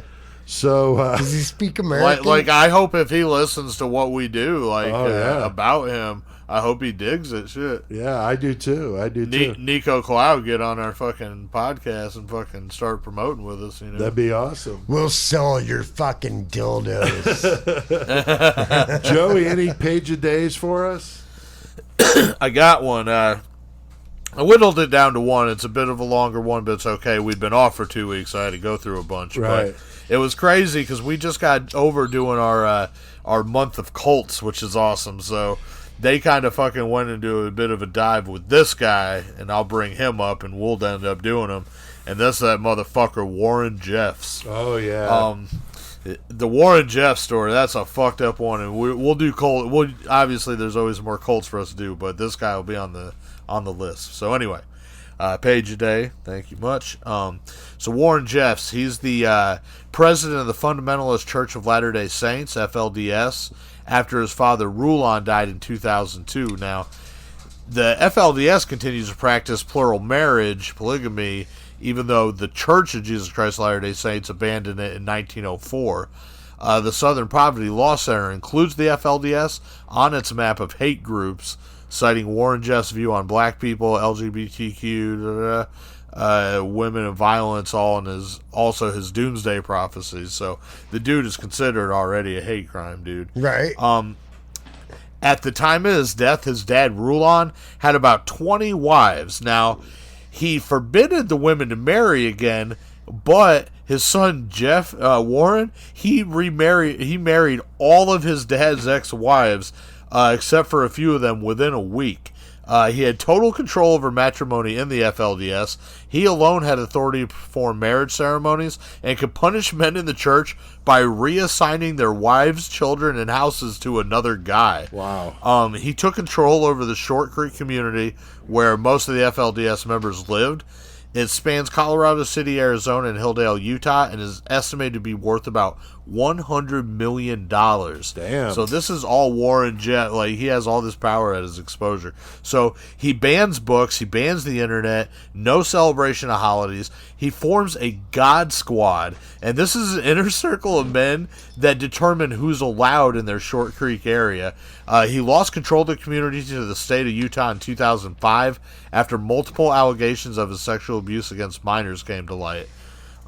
Allegations began the prior year when one of his nephews, Brent, he filed a civil lawsuit against him of raping him from the time he was 5 years old. When Brent told his family about the abuse, two of his brothers also said that they had been involved in similar abuse. So, Utah Attorney General Mark Shurtleff, he used the increased media attention to break up the United Effort Plan, that was the trust that gave Jeffs control over Short Creek. So this removed the threat of eviction for the members of the FLDS who got on the other side of Warren Jeffs and his God Squad. God Squad. It was eventually handed over to a community board of former FLDS members who have that to this day.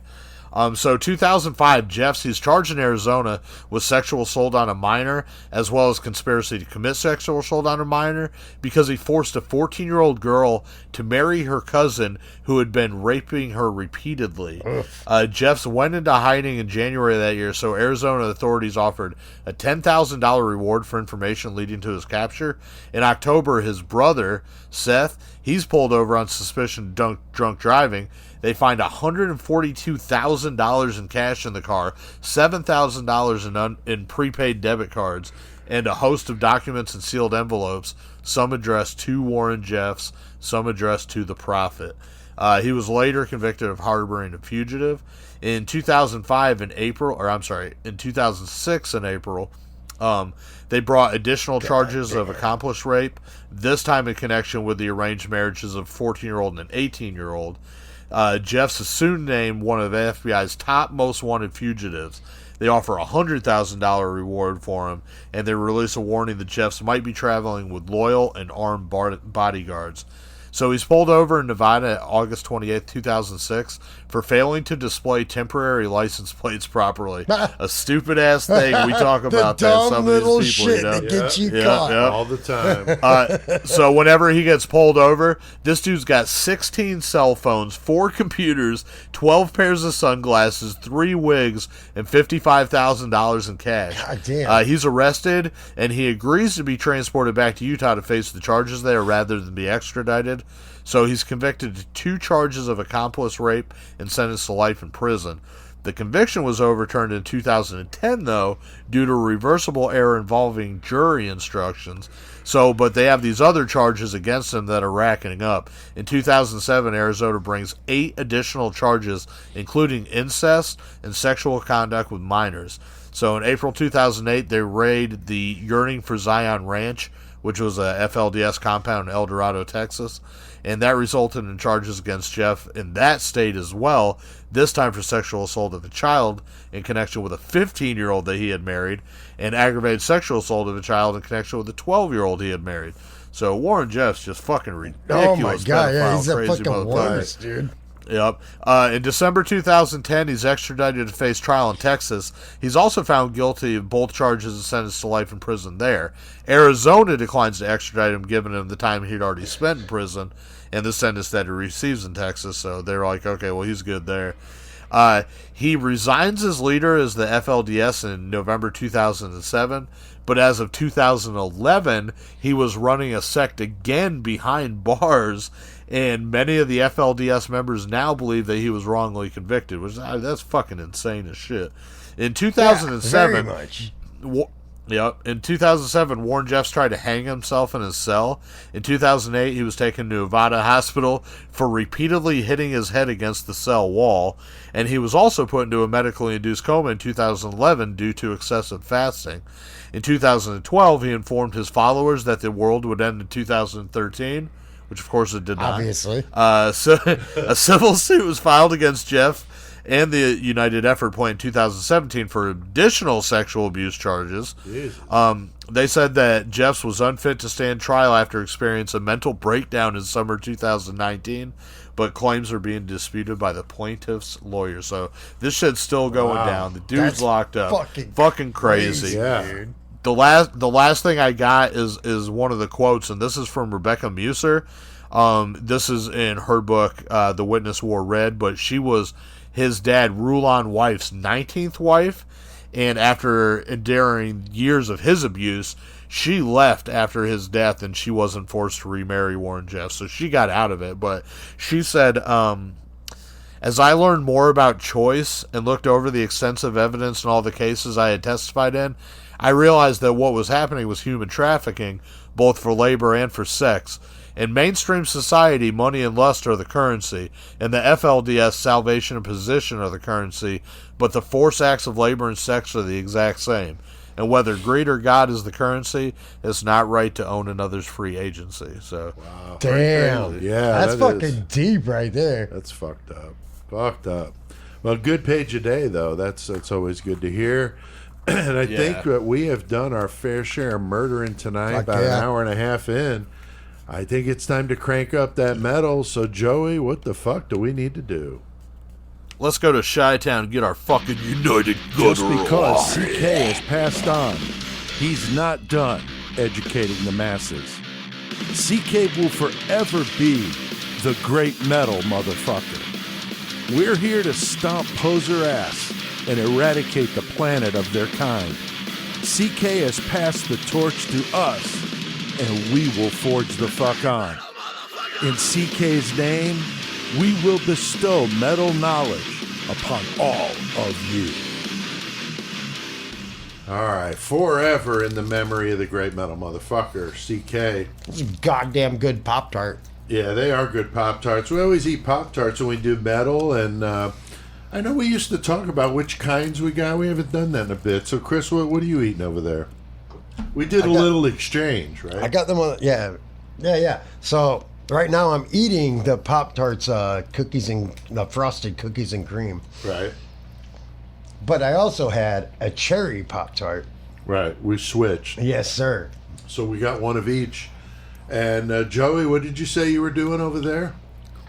I got the frosted banana bread. Nice. I haven't tried those yet. I'm anxious to check that out. Yeah, they're really good. I forgot about them. Stephanie actually bought them for me. Nice. Fucking right, nice. dude. So we're in metal, and when we get into this segment, we take turns. We pass the horns. And Joey, you got those nasty goat horns tonight, and what did you decide to pick? I'm going to hold them up. We have our virtual pass sometimes. Right. So I held mine up. Nice. Tonight, I wanted to do a record label. I'm going to go to Chicago with this one. Nice. Now, got that Pop-Tart in my mouth. Right. All right. Yeah. Makes it a little dry every now and again, don't it? Yeah. All right. So the label that I'm talking about is called United Guttural Records. If you're into the higher end of death metal, the deeper, a little more underground shit, chances are you're going to know a band or two that I'm going to list off at least, even if you don't know about this label. But it was started by Rich Lipscomb. Now, Rich Lipscomb was frontman. He did some guitars and stuff, too, for the band Flesh Grind out of Chicago back in the day. Fuck yeah. And you did Flesh Grind, right? Yeah, I did. I already did Flesh Grind. Yeah. Yep, so you can go check that out, one of them. I don't know where it's at. Yeah. But, so Rich is up in Chicago playing heavy-ass shit. He wants to start a label so that he can put out some of the other heavy stuff that's coming out. At the time in the Midwest, like Illinois and all the surrounding areas, it was a hotbed of some fucking pretty brutal shit. So he starts the label United Guttural. Now, there's not much else to talk about this except to list off the releases, basically. So that's what I'm going to do is I'm going to go through some of the releases that he put out. Now, when did he start this, Joey? When did he start? 1998. Okay. Yep. Because that would have been the same year that I started Heavycore. I was just curious because I remembered hearing about it back then, but we didn't get that I'm aware of any bands from there. But possibly, I know Waco was part of that, weren't they? Yeah. Yep. Yeah, and they were in Heavycore. Okay, sorry. Oh no, you're good. So the very first release, United Guttural 001, is Deaden, Hymns of the Sick. Now, that's a fucking huge album. That album, I did the interview with Vaughn. Yep. Then you got Rotting with the album Crush. Third release was Lividity with a live album they did, Show Us Your Tits Live, which that was dope. Yep. Fourth was Malignancy, Interuterine Cannibalism. Then came out of Texas, one of the heaviest albums of all time, Devourment, Molesting the Decapitated. Yes. So you already you're 5 releases in, you got Malignancy, Lividity, Dead, and Devourment all running with you. Follow that up, Waco Jesus, The Death of Commercial Scum, huge album. Yep. Band out of Ohio, Ton, Ton. I remember that. Yep, and they put out the album Plague. Then fucking huge album, huge band, Skinless, Progression Towards Evil. Yes. There was a United Guttural press of that, and of course it was later repressed with a bigger label. Then the Still, album that Lividity. album's dumb. Oh yeah, and then Lividity, The Age of Clitoral Decay, fucking so good. Another really good album, kind of an unknown classic, Incestuous, with the album Brass Knuckle Abortion, fucking heavy shit. They came back with Malignancy, the New York boys, and they released the album Motivated by Hunger on United Guttural. Then Disinter from Chicago, they put out Welcome to Oblivion on United Guttural. Splattered Cadaver, they were out of Wisconsin, and their album Merciless Butchery, so fucking good. The Milwaukee boys, Screaming Afterbirth, our boy Jesse and shit. Fuck yeah. They put out Puke Pile. Then And Carry On Into the Exposed Abyss came out. Another Chicago band I fucking love, Bound and Gag, Fornicate the Gutted, huge fucking album. Flesh Grind then released a live album of theirs, live in Germany. Put out a split with Corpse Fucking Art and Gore Trade, which that was cool. Dude, Corpse Fucking Art's so badass too, dude. From Italy, so fucking fucking with the overseas bands, so that was cool. Then they put out Sick Fuck, first album Gore Delicious, and then another huge first album, Putrid Pile Collection of Butchery. Yes, so good. Flesh Grind, Destined for Defilement came out in United Guttural then. Malignancy, Cross-Species Transmutation. Another huge band, Cenotaph. Fucking Pseudo-Verminal Cadaverium, fucking huge. Dead for Days from Chicago with Creating Murderous Domain, which for the bumper music I chose to use one of their songs, which I thought was cool. Nice. Yeah. Disgratia, Septical Stomach Pumped Remnants came out. Dead and Feast on the Flesh of the Dead, and then Relic came out, Heritage of Abomination. Now, 2005, this is when this is wrapping up, and Rich Lipscomb actually sold United Guttural to Evan March out of Georgia, who owned the label Deathgasm. So Deathgasm ended up picking up all the United Guttural stuff. And for a while, he was trying to push it as, United Guttural fucking Deathgasm combined or whatever. Right. He did release a few albums under the United Guttural name. He did one with Necrovile. He put out a Mincing Feral and Guttural Clamor of Career Decay album. And then a few other ones, but it kind of fell to the wayside. And then, didn't do much after that. And then, of course, in 2021, Rich Lipscomb ended up passing away at the age of 52. But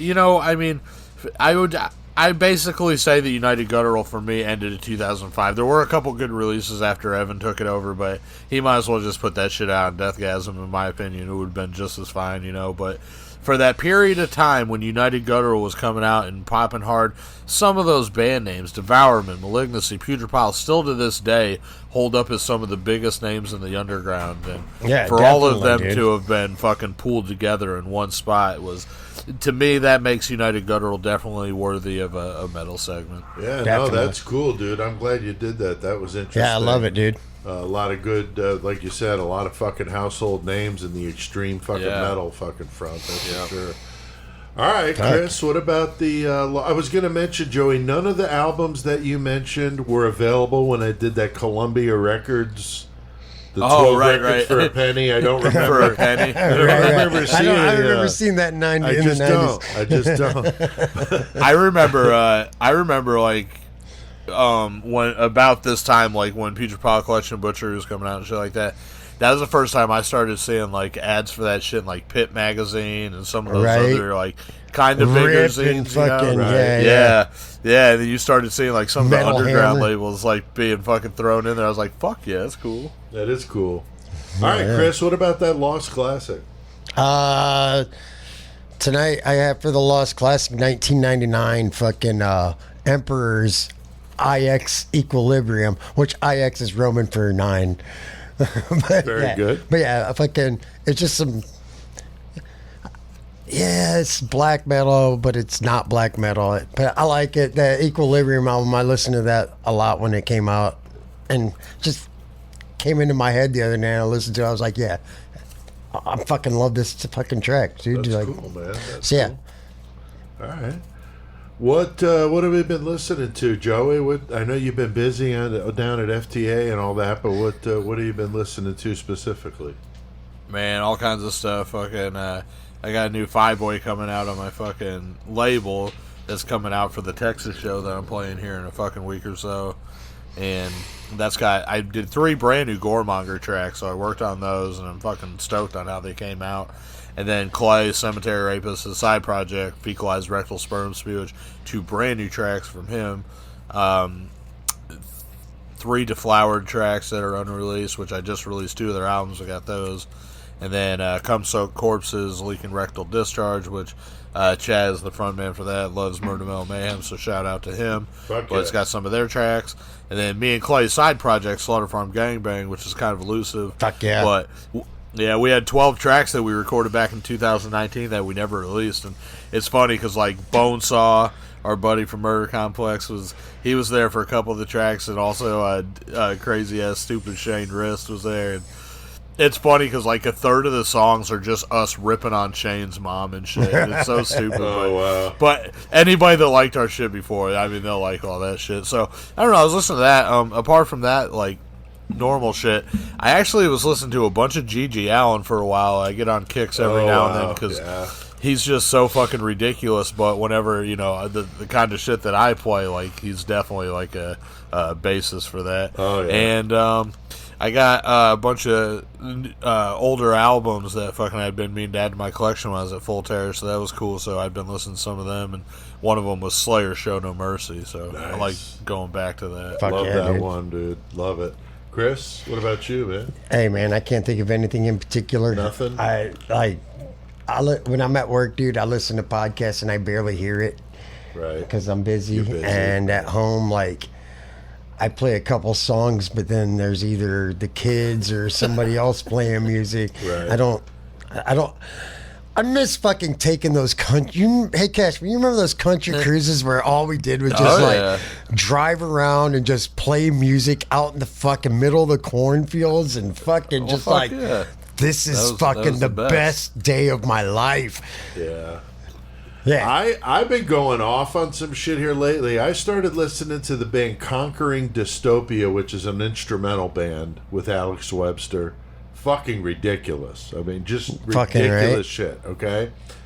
And then that got me down when I was watching stuff on YouTube about them. A guy did an analysis of Dream Theater. Now, I've been kind of mixed bag on Dream Theater. I know CK loved them. I never liked them really because of the ballady stuff that they do and the keyboards. I'm not a fan of keyboards. But I appreciate the shit out of them, but I'm not someone to listen to. Yeah, I'm telling you, I watched this composer, like a classical composer, pick apart their song called The Glass House, The Glass Prison. It's like 14 minutes long. It's the most fucking ridiculous shit, like instrumentally. Like, I'm like completely blown away. Right. The bass player is ridiculous. The guitar player, I mean, like, they're all fucking unbelievable. But the keyboard player, now, I don't like keyboards. I was mesmerized by the shit this guy was doing. And he's like following the guitar player on the solos and shit, note for note. I'm just like, what the fuck? And this classical guy's like picking it apart. I mean, it blew my mind. So I started listening to some Dream Theater and really digging on some of it. There are some things I'm not a fan of, but much more of an appreciation after watching this stuff.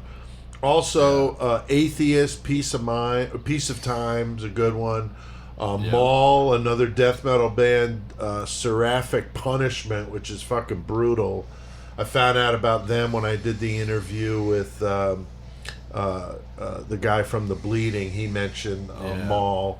And Hell Ripper. I played them earlier. Warlocks, Grim, and Weathered Hags. Is that album. And the new Udo is really badass. He's got the bass player from Accept now. So there's more original guys in Udo than there is an accept, which is kind of funny. I did find out. Go ahead. No, go ahead, Pete. No, I was going to say, I just found out before we did the podcast, a friend of mine from the long past, Matt Vincey, the bassist of the progressive or power metal band Liege Lord, really big back in the day. They were from the same place I'm from, and he died on Saturday. I don't know what was the cause or anything like that. I'm thinking he was maybe a year or two older than me. He was close to my age, but not by much. So that was sad, because the nicest guy ever. Horns high. Yeah, and he was really cool about helping the new bands coming up on how to get into places to play and shit like that, And you gotta love a guy like that in the scene. Helps out the younger guys, Now, I've got this idea. I played it up earlier. Hold on. One thing I was going to say, too, that I've been listening to, I forgot to mention. Yeah. They only dropped the first single, so not the album yet, but Suffocation dropped a new single for their album that's coming out, and that fucking sounded badass. I'll have to check that out. Fuck yeah, dude. Yeah. I saw Blood Red Thrones dropping a track here very soon, the upcoming album. Oh, hell yeah. Anxious to hear what the new singer sounds like. So here I've got this idea. I'm going to let it play out with you guys tonight. We'll see if the listeners like it, if you guys like it. But I'm not 100% sure what to call it, but the working title is Politically Correct Death Metal. Okay? Okay. And here's a few examples, okay? Because you know how when you watch some shit on YouTube and they got to fucking bleep every fucking 3 seconds? And even words like abduct. Yeah. Or, like, you're watching a serial killer shit. Like, really? I mean, like, right. You could bleep us out. You'd just be a solid bleep the whole fucking time. That would be a Murder Metal Mayhem on there. But anyway. Basically, fuck. So I thought it would be funny to take death metal band names and make them sound more politically correct. For example, Cannibal Corpse could be unalive people who consume humans. Right. Napalm Death could be ceasing to live due to volatile petrochemicals mixed with a gelling agent. I really like that one. I'm not going to lie. And the last one I came up with here, just to play with this, obituary could be a series of words summarizing the life of someone no longer living. So, yeah. Okay, so I'm going to see if you guys can come up with some next week, okay? Joey's over there doing bong hits. Maybe he'll come up with some good ones, because there's so many good I'm just trying to think of how funny it would be to do anal cunt. Well, that's what I'm saying. Like, Joey, like the band names you rip off, I mean, it'd be endless. It'd be endless here. So let me see if you guys could come up with a few. Listeners, if you could think of any. But the favorite, Chris, was Napalm Death, ceasing to live due to volatile chemicals mixed with the gelling agent. Yeah, that's pretty good. Volatile petrochemicals mixed with the gelling agent.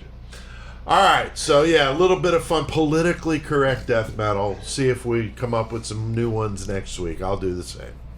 All right, now I got the horns next, and I told you earlier I'm going to be doing that UK band, The Bleeding. I did the interview with the guitarist. It was a lot of fun, good time, about 40 minutes. I'll play a piece of it in the episode next week, and I'll do the feature on them. Their album, Monocrator, is absolutely insane if you dig furious death metal. I mean, it's fucking like brutal, hold on tight kind of shit. There you go. Yeah. So now, Joey, how was your experience at FTA?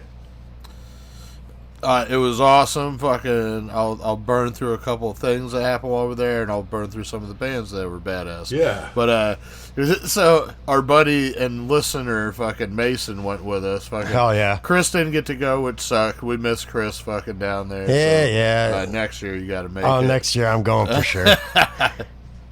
There you go.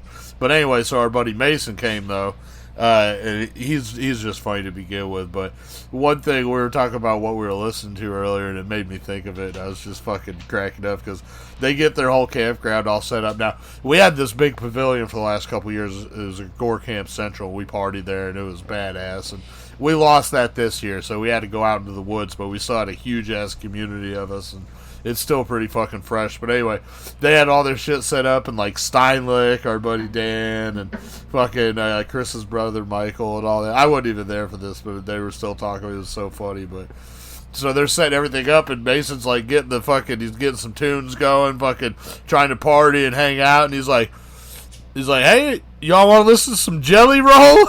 And fucking all these metal dudes that are sitting, they're like, fuck no, I don't listen to no goddamn Jelly Roll. What the fuck is your problem? And they're like, you got one more try. And then he's like, all right, how about some corn? And they're like, give me the goddamn ox. And fucking, anyway, fucking. Also, I'm not going to go into this because I'm not trying to bust him out on here, but if anybody that talks to fucking Mason, our listener Mason, you can call him Peggy from now on, just so you know that. Oh, damn. We had so every year for the last 4 years, our buddy Trash Dick, of course, Necro Cannibal, he always brings a bong with him that we fucking smoke the whole time that we're out there at this fucking campground. Everyone. Like, yeah, share it with everyone. It's fucking awesome. So this year he got a new one. Fucking, we had hung the last 3 from the fucking rafters of the old Gore Camp fucking commune, and 1.5 of them are still fucking hanging up. The other ones got smashed off and are missing. But 1.5. So we got the new one. Wait. There's only 2 left because we had 3. There's 1.5 left. So one of them's all the way gone. One of them's half gone. They swing in the air and beat it on each other. I get that. The one was half gone last year. Yep. So anyway, fucking, man, it was fucking just classic. We got the bong, and Weed Eater played there, and they played fucking 2 FTAs ago, and like, we smoked so much fucking weed during their set with the bong and shit, and like, it was crazy. So this year I was like, no, we're fucking smoking even more fucking weed. And dude, we fucking, I don't know, I went through a quarter bag, me packing the bong constantly during their set while we're sitting in front of them just watching their them. set. That's like everybody else. Yeah, and there's other people that are fucking lighting up joints and blunts and all kinds of shit. Right, we getting high. We fucking had. Yep, we took the bong and we fucking attached it to the front of one of the mini bikes that we cruise around on, so fucking you could rip the bong. I seen that on the picture. Mini bike. Yeah. We didn't leave it on there too long, but that's why I figured I'd bring it up because we did have the picture. Because you fucking break your face off trying to do some dumb shit. Right. But, it was still funny. We were fucking ripping and roaring and shit.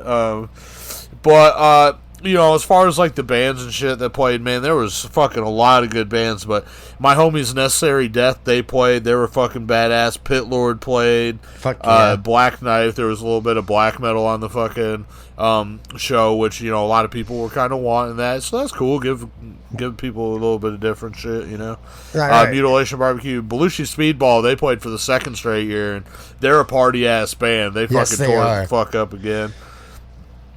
Insight, which of course has Max Cavalera's son in it. They played Full Terror 3 times now. Who else played? Psycho Stick played, and even though we're not fucking huge fans, Chris is like, he'll tell you stories about Psycho Stick, but they actually for Full Terror they put on a pretty cool little show. Fucking everybody was digging it. Phobophilic, they're fucking dope. They played Deceased, old school death metal band. I appreciated them. They were fucking cool. Who else? Fucking Flesh Order from Texas. They played. That was fucking awesome. They fucking killed shit. They were a last minute addition because Stabbing was supposed to play. And then the drummer for Stabbing was also the drummer Flesh Order. Yeah, so they were like, shit, we'll still play, and they fucking killed it. Weed Eater, like I said before, man, them dudes are fucking just awesome, and Full Terror is just definitely a cool spot for them to play. Jungle Rat, huge fucking set. Them fucking boys threw it fucking down. And Force was cool. King Parrot came by. They were fucking from Australia. How was it, dude? Like King Parrot tore it up. Oh yeah, King Parrot. It was definitely cooler because they were on the small stage at Full Terror. Yeah, they were on the failure stage. Being in that more intimate situation, dude. Yeah, it was fucking crazy. Right, as compared Ingrown played now. Do what? Yeah, I was just going to say, this is my poser moment right here. Ingrown was one of the bands I wanted to see the most. I fucking heard every bit of them from where I was standing, but I wasn't actually there in front of the stage while they were playing, so I didn't see them play.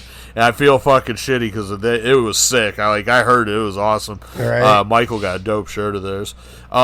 Exhumed. Holy shit. I'd never seen it. I don't think I saw Exhumed. Maybe I did, but dude, I won't forget this time. Their set was so badass. Cro-Mags, fucking Godfather of the Crossover. They fucking headlined the first night. Unfortunately, Chrysix couldn't make it, and I'm sad for that band because they had to cancel their whole U.S. tour because they couldn't get into the States over some shit. Yep. And then, so Pungent Stench. Pungent Stench was my biggest draw of the whole fest, and holy fuck. Like, I don't know what I was expecting. I think because, their style is more fucking just straight grind and shit, I thought it would be more laxed. I thought their playing style would be laxed, and it would be more like kind of like Jesse Buttchugger, you know what I'm saying? Yeah, he's good, but he's but these dudes were like, they had their shit down fucking tight, and they played that shit fucking awesome. I Am Morbid, that was cool. It was basically Morbid Angel just playing old Morbid Angel songs. It was like, okay, I'll fucking take this set any day from these guys. Yeah. And then fucking Cavalera was cool too, and they were doing the Morbid Visions, and they played they did some older songs too. They did like Troops of Doom, and they did fucking I think they did another song off of Rise, but mostly it was the Morbid Visions and fucking Bestial Devastation shit. But with Igor back on the drums too, and nice. that was really cool. Like I saw Max there before with Soulfly, right? And that was like a meh performance. It was okay, but didn't Cavalier Conspiracy play last year? No, they didn't play. Was that there. Soulfly? But no, that was 2 years ago. All right. But yeah, anyway, Soulfly played. That's the only other time Max has been. All right. But this one, it was way different because you could tell they were having a good time, and there was a lot more energy coming from them, and it made all the difference in the set. So overall, Full Terror Assault was fucking a great time. Fucking, I definitely fucking recommend it to anybody else who wants to go down next year. Are the crowds getting bigger, about the same, or less, or what's that? What's that like? It's hard to tell. I feel like they're about the same personally. However, what I will say is it seems to be more filled out like Thursday.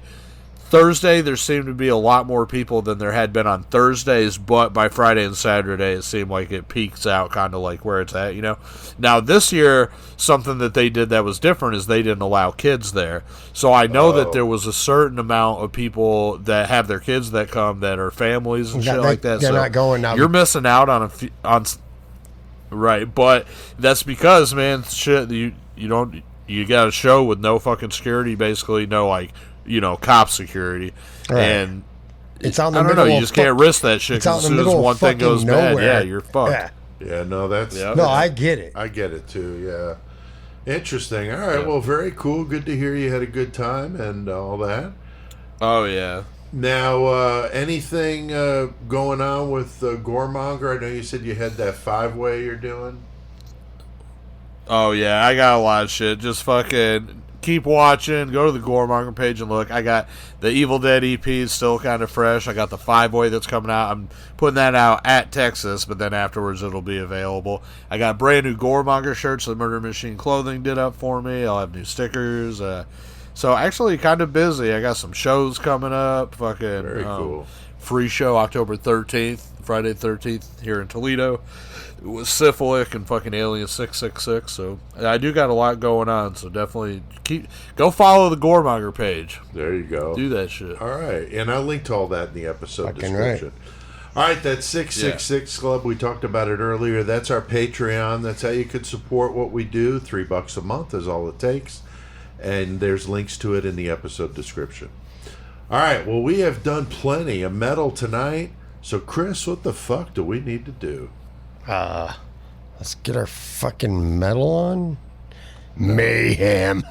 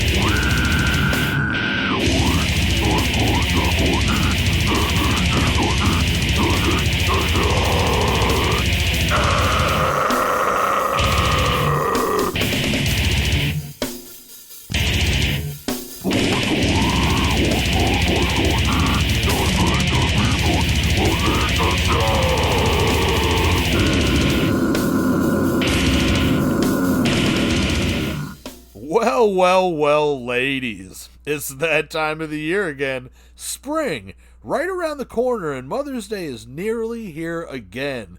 For all them baby mama, kid carrying, child support having, well, you know who you are. You know Dr. Gein's Vagina Maintenance hasn't forgotten about your nasty cooter that's been dank and full of jizz stalagmites for a long, hard winter. Oh, man. I was almost there.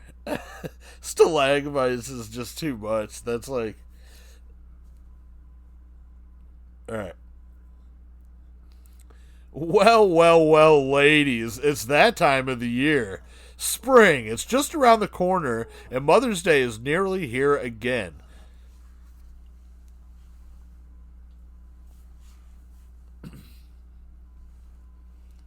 Let me get a drink real fast. I'm fucking choking.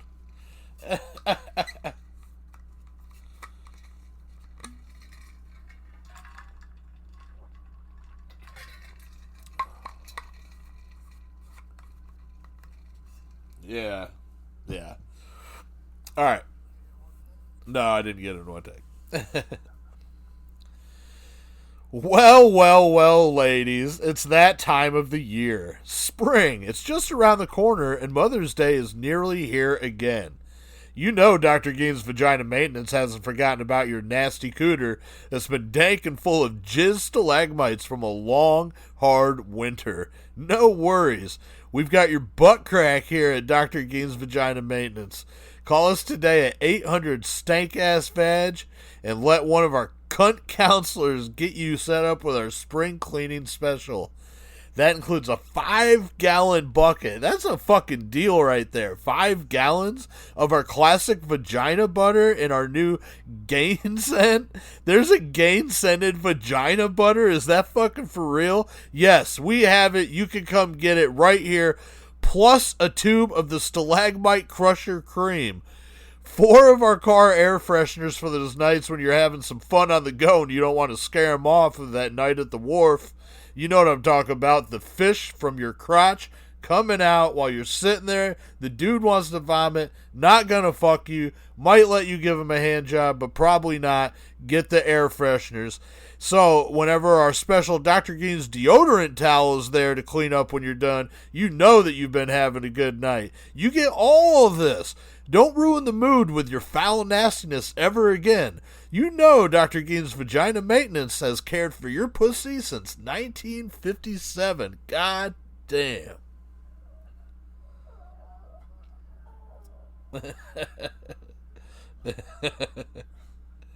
Alright. That's still I might crunch Ryan.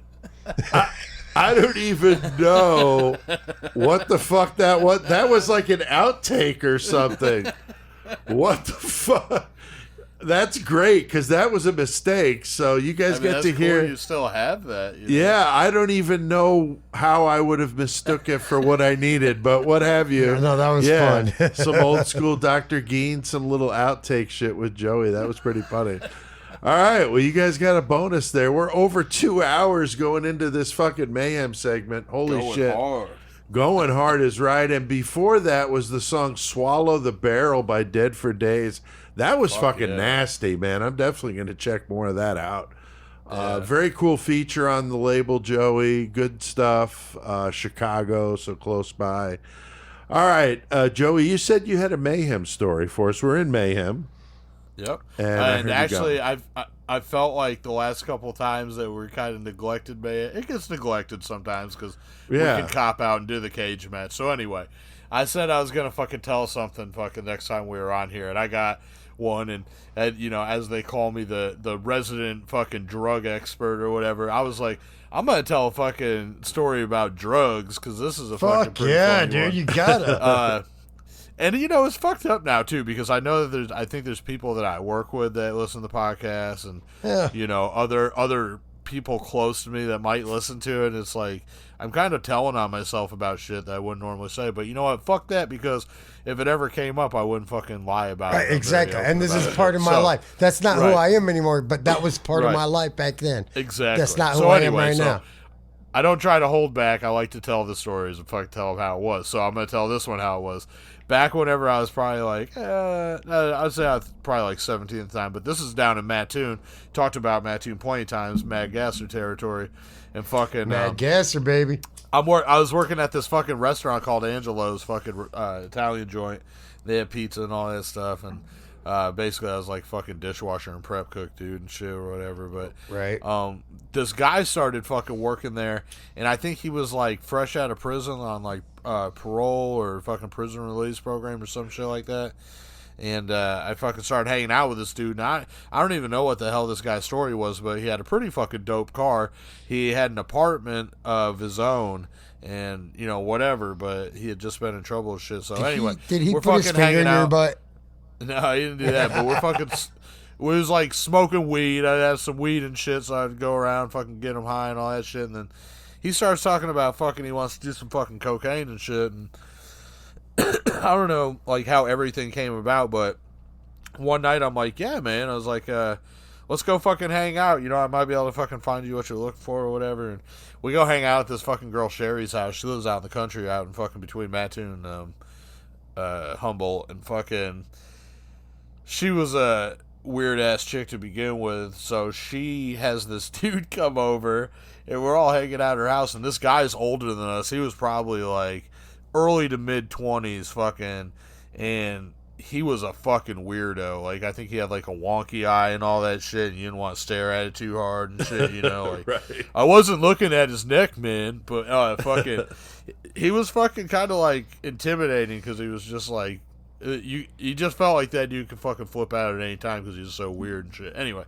so he fucking comes over. He's got a whole fucking bunch of shit with him, fucking powder, and he's fucking dumping it out, and we fucking start doing this shit. Well, this shit wasn't no fucking coke. This is some straight up crank from fucking. Oh god, damn! Oh my God. Some Walter White Yeah. shit. Yeah, and fucking. So I mean, we were getting fucked up. Like we were doing downward spiral and all that shit. And if motherfuckers ain't in the drug fucking lingo and shit, that's where you basically make a spiral out of the fucking powder and you fucking snort it all the way down, and it's fucking crazy. And we're doing all kinds of shit like that, putting our names in the powder and fucking. But I know, like, the guy I was with, he ended up going out in the bathroom with that dude like a couple times. And I don't know if they were like fucking smoking it. I don't know what they were doing at all. But like, I just fucking stayed out in the old girl's room and shit. And like fucking it, we fucking hung out all night. And then like the next morning, like we had to get back down. Like me and him both had to work the next day and shit. You know what I'm saying? We're fucked up.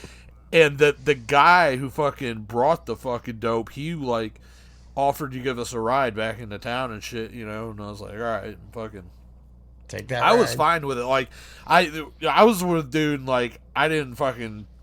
It was, you know what I'm saying. I wasn't freaking out or nothing like that. Like I was fine with him giving me a ride and everything else. I felt comfortable enough in the car with the dude, I guess I'm saying. The other guy that was with me, like, this dude starts fucking freaking out. Like, he's just fucking getting fucking antsy. He's getting fucking weird.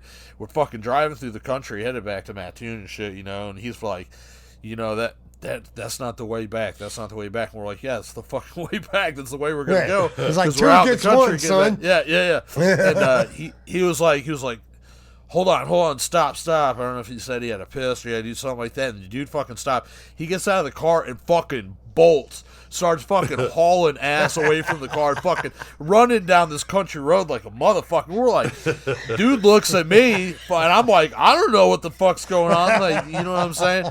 And fucking, dude, it was weird. And we fucking take off and we go up the road and we see him at this fucking farmer's house, and he's like at the door, like talking to this fucking old farm fucking dude, like pointing at the road, gotta pointing stop, towards us. And, dude, I was like, what the fuck is going on, you know? And this guy brings me back into town. I go fucking back home. I get fucking changed, do whatever, and then fucking go to work. This dude shows up at work, too, and I'm like, hi, what the fuck was that? You know what I'm saying? Like, what the fuck? He was like, man, he goes, y'all were taking me out in the country. You were going to fucking rob me. You were going to fucking do, and he was like fucking all fucking spun out and freaking out and shit. I was like, bro, that is not what was going on. We were taking a fucking back route back into the fucking town so we didn't have to deal with main road, you know, whatever. And He's freaking out. I'm all fucked up. Now, because of all this fucking shit that's going on back here in the kitchen, the fucking other workers and the management's noticing us. They're like, wow, you guys are all fuckered up. You guys need to fucking leave and be fired right now. And fucking, that was the end of that job. So I never ended up working there again. And I don't know whatever happened to that dude after that. But yeah, that was a fucking weird-ass time. God damn, bro. Yeah, Tim used to joke around about how quick he would get fired from jobs, and there was one he was there for 5 minutes. He was a dishwasher, and the owner came in, and he was smoking a cigarette. The owner's like, put that cigarette out. You're not supposed to smoke in here. And he just laughed and dropped his apron and just walked out. Like, fuck you. Fuck you. I'm not dealing with your bullshit. Yeah, it was pretty funny. Yeah, Tim would have been great to have come in here if he would have been around. He just fucking That's hilarious. Fucking great, though. A lot of funny stories. That was good. The fuck out. That was and good, got Joey.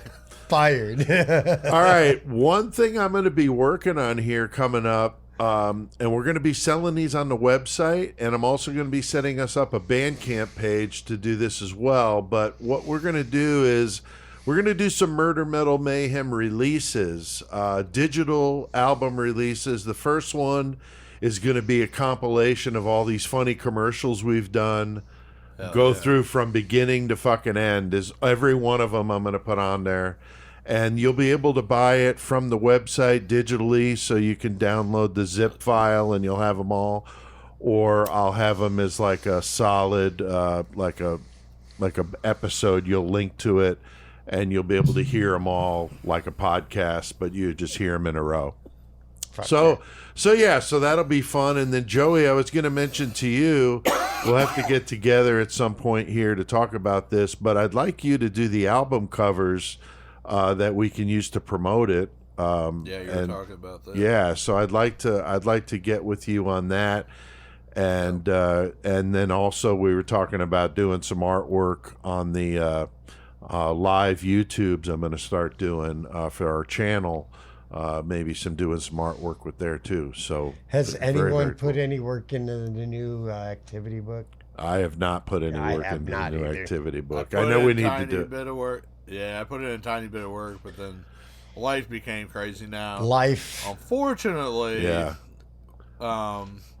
So, like, some of the people that listen to the podcast probably heard fucking the big-ass bulldog that lived here fucking snoring or barking or whatever. Man, everybody loves Smush. Passed away. Yeah, Smush passed away, so that sucks. So, that part sucks, but the one thing I will say is that I spent a lot of time with the dog, and he fucking took a lot of my time and energy, which was fine, but I probably will have more time on my hands. Yeah, and I will too. So, I will too. I do have a folder that I started on my laptop with some art for some of the stuff. So a new activity book is somewhat in the works. So we'll get a push on it. Yeah, we will. Because I want to do one. It's a long time coming.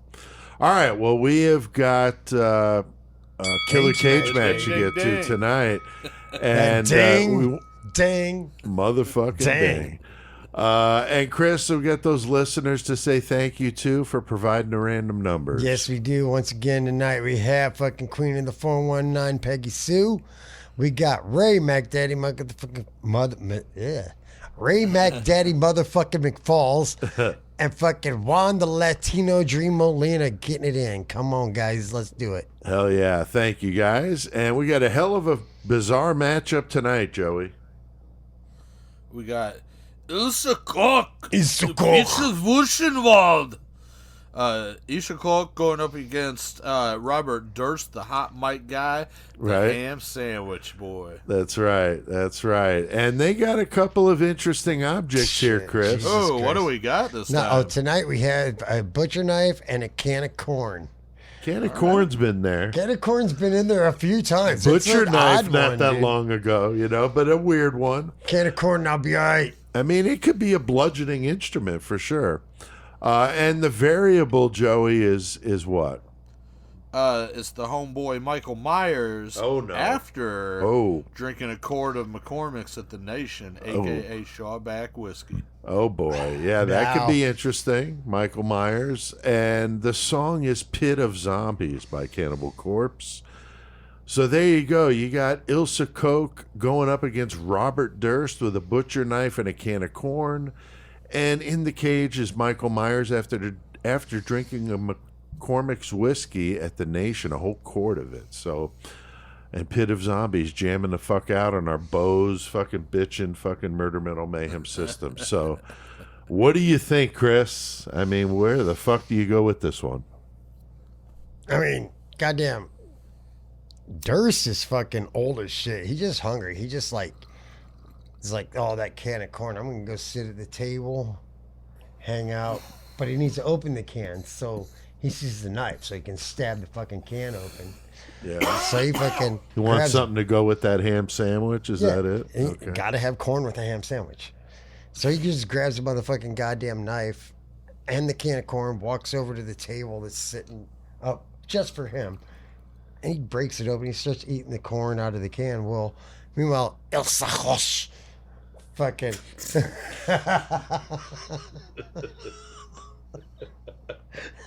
Sorry.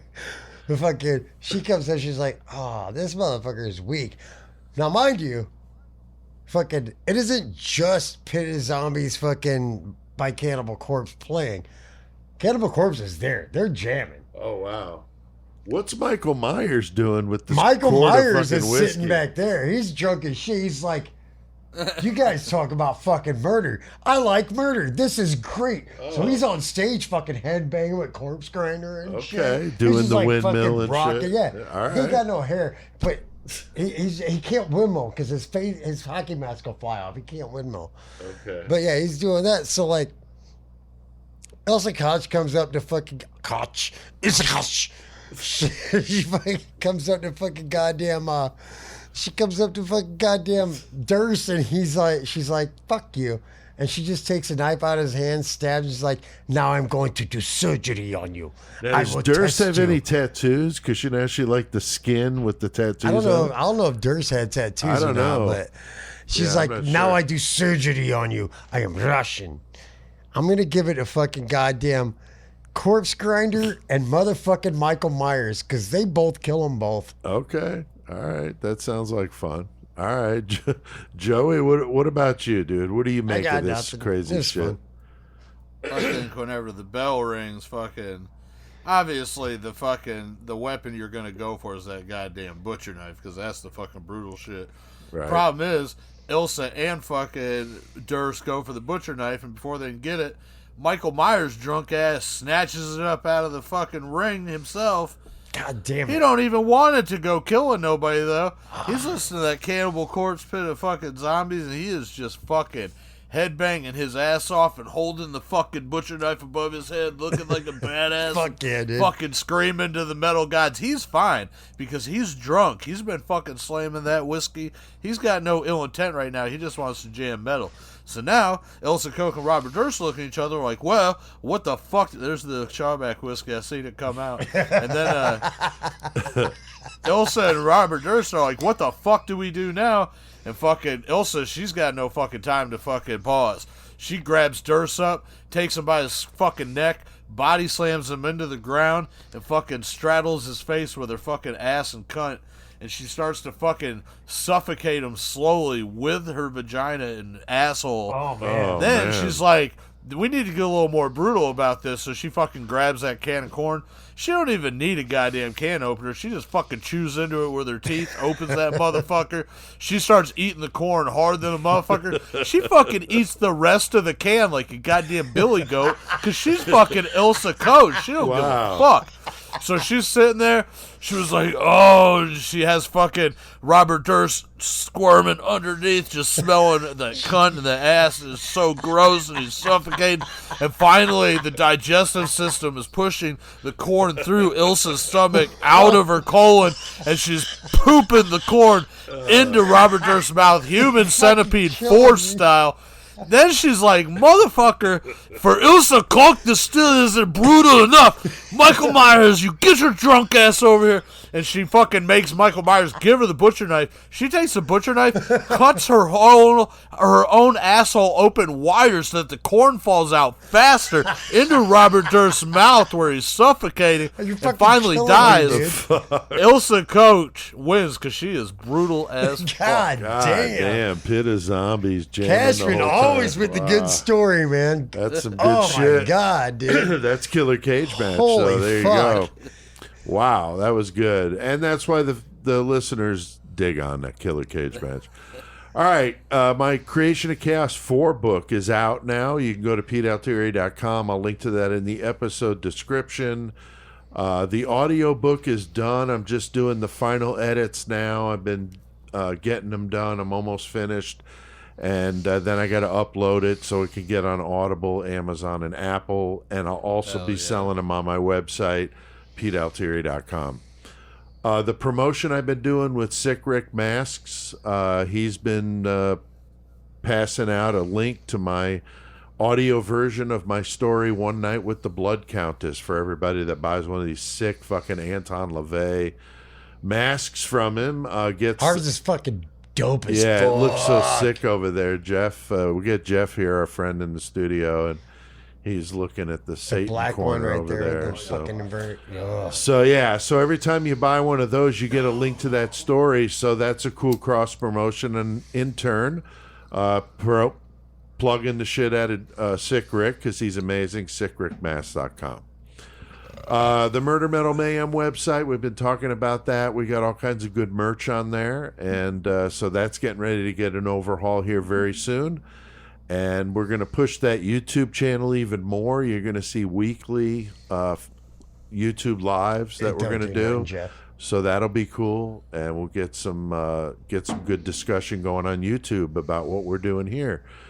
So I think we have done plenty of mayhem tonight. We're deep. We're like 2.5 hours in, but we're going to hit the fucking outro, right? Yeah, welcome fucking back, boys.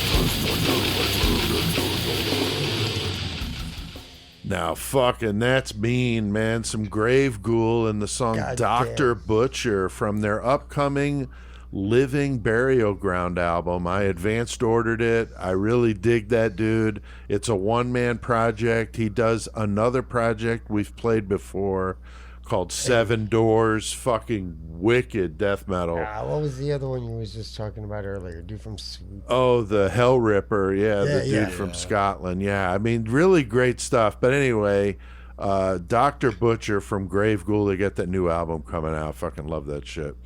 All right, bumper music tonight. Joey, who did we play? Grave Ghoul, Hell Ripper, and Dead for Days. Nice. Pretty nasty lineup tonight. And Chris, that metal segment. That metal intro. segment, always 100%. The great metal motherfucker. CK, what up? Yeah. By Chrysix. Fuck yeah. And the Murder Metal Mayhem intro is Crawl Space by Low 12. Thanks to all you guys listening out there. We keep seeing the numbers coming in, and we appreciate it. 6,780 last week. God damn, that's crazy.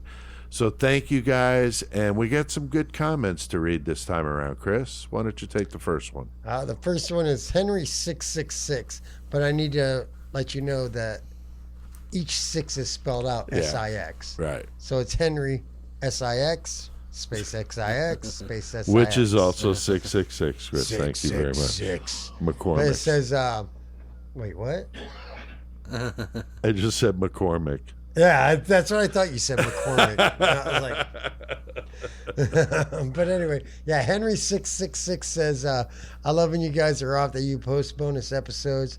I love the text interview you did and how you talked about CK. Oh, yeah. So, yeah, hell yeah, dude. Thanks, Henry. Appreciate it, dude. Joey, what about that next one? Next one's from Brian Bellow Smith, and they said, I found out Murder Metal Mayhem on Spotify. Started listening to Low 12 now. Killer shit. You guys are super talented, and it's a lot of fun listening to you every week. I'm a listener in Albuquerque. Well, thanks, Brian. That's cool on the Low 12 stuff. And, of course, Murder Metal Mayhem. We appreciate it, dude. Albuquerque, a hotbed of some craziness. I watched that police cam shit. Yeah. A lot of it in Albuquerque, I got to say. No offense. No offense. All right, the third one here. Lori Winston Mesa 65 says, I live in Mesa, Arizona, and I'm from Boulder, Colorado. Been a listener for the past 3 years. Thanks for all you do. You helped me get through the pandemic with all the great episodes you guys did. So that's cool. Thanks, Lori. Dope, that's really cool. And then, Chris, how about that last one? Hell's Rules 666 says, I love this podcast more every week. You guys are amazing, and I appreciate what you do. I can imagine coming up with all that content each episode. I'm in Salem, Massachusetts, home of the witches. Not the Thank you. Not the bitches, the witches. Hell yeah, Hell's Rules. That's Hell's cool. Rules, yeah, thank you. Thanks, man. All right, pick up one of my books on my website, PeteAltieri.com. We got our Murder Metal Mayhem website, murdermetalmayhem.com. Joey's Distro. We link to all this stuff in the episode description. And I got new Goremonger shirts, so if you want one, hit me up. And they're nasty as fuck, They are really cool, actually, Joey. I don't know if you got any big ones, but I might be interested. I went through the big ones, but I might do a repress on them sometime. I actually fucking had to put out a post. I was like, look, all my big friends that say they want one. I did see that, and I meant to do it, but I got distracted on another fucking something. Oh, all good. And all I good. forgot. I'll get more. But for anybody that wants anything up to an XL that listens to podcasts, hit me up. Fucking we'll work it out. Hell yeah. And our 666 Club, that's a way to help support what we do. We'll link to that. Yeah. And we can't let him go, though, without hearing a karaoke song, a little blast from the past. So crank it up. And until next time, keep one foot in the gutter. And keep your fist out of your 2-month-old daughter's ribs.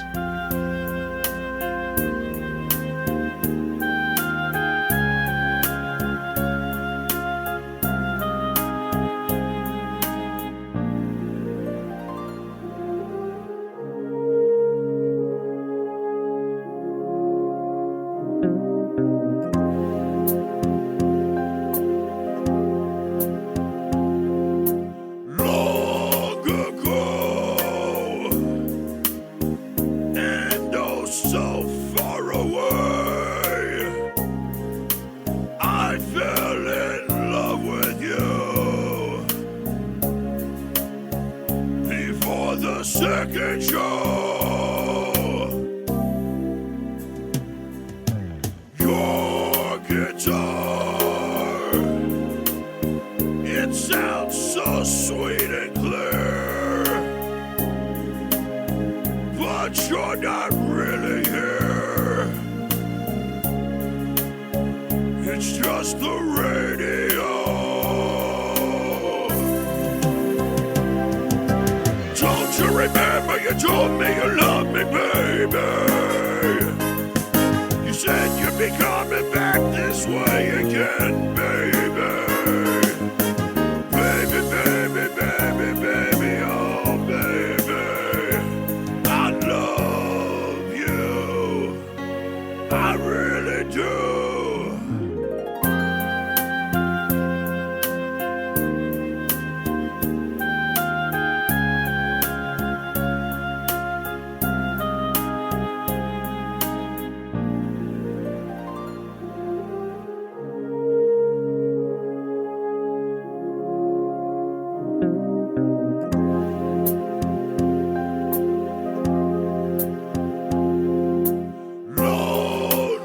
Loneliness is such a set of her, and I can hardly wait to be with you again. What to say to make you come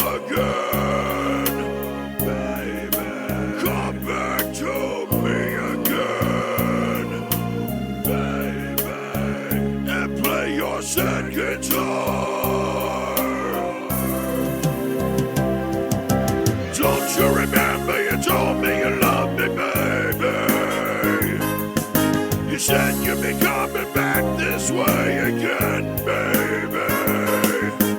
Baby, baby, baby, baby, oh baby, I love you, I really do.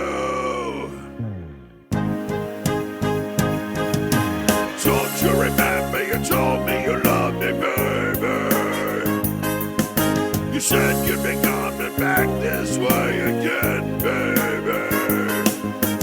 Baby, baby, baby, baby, oh baby, I love you, I really do.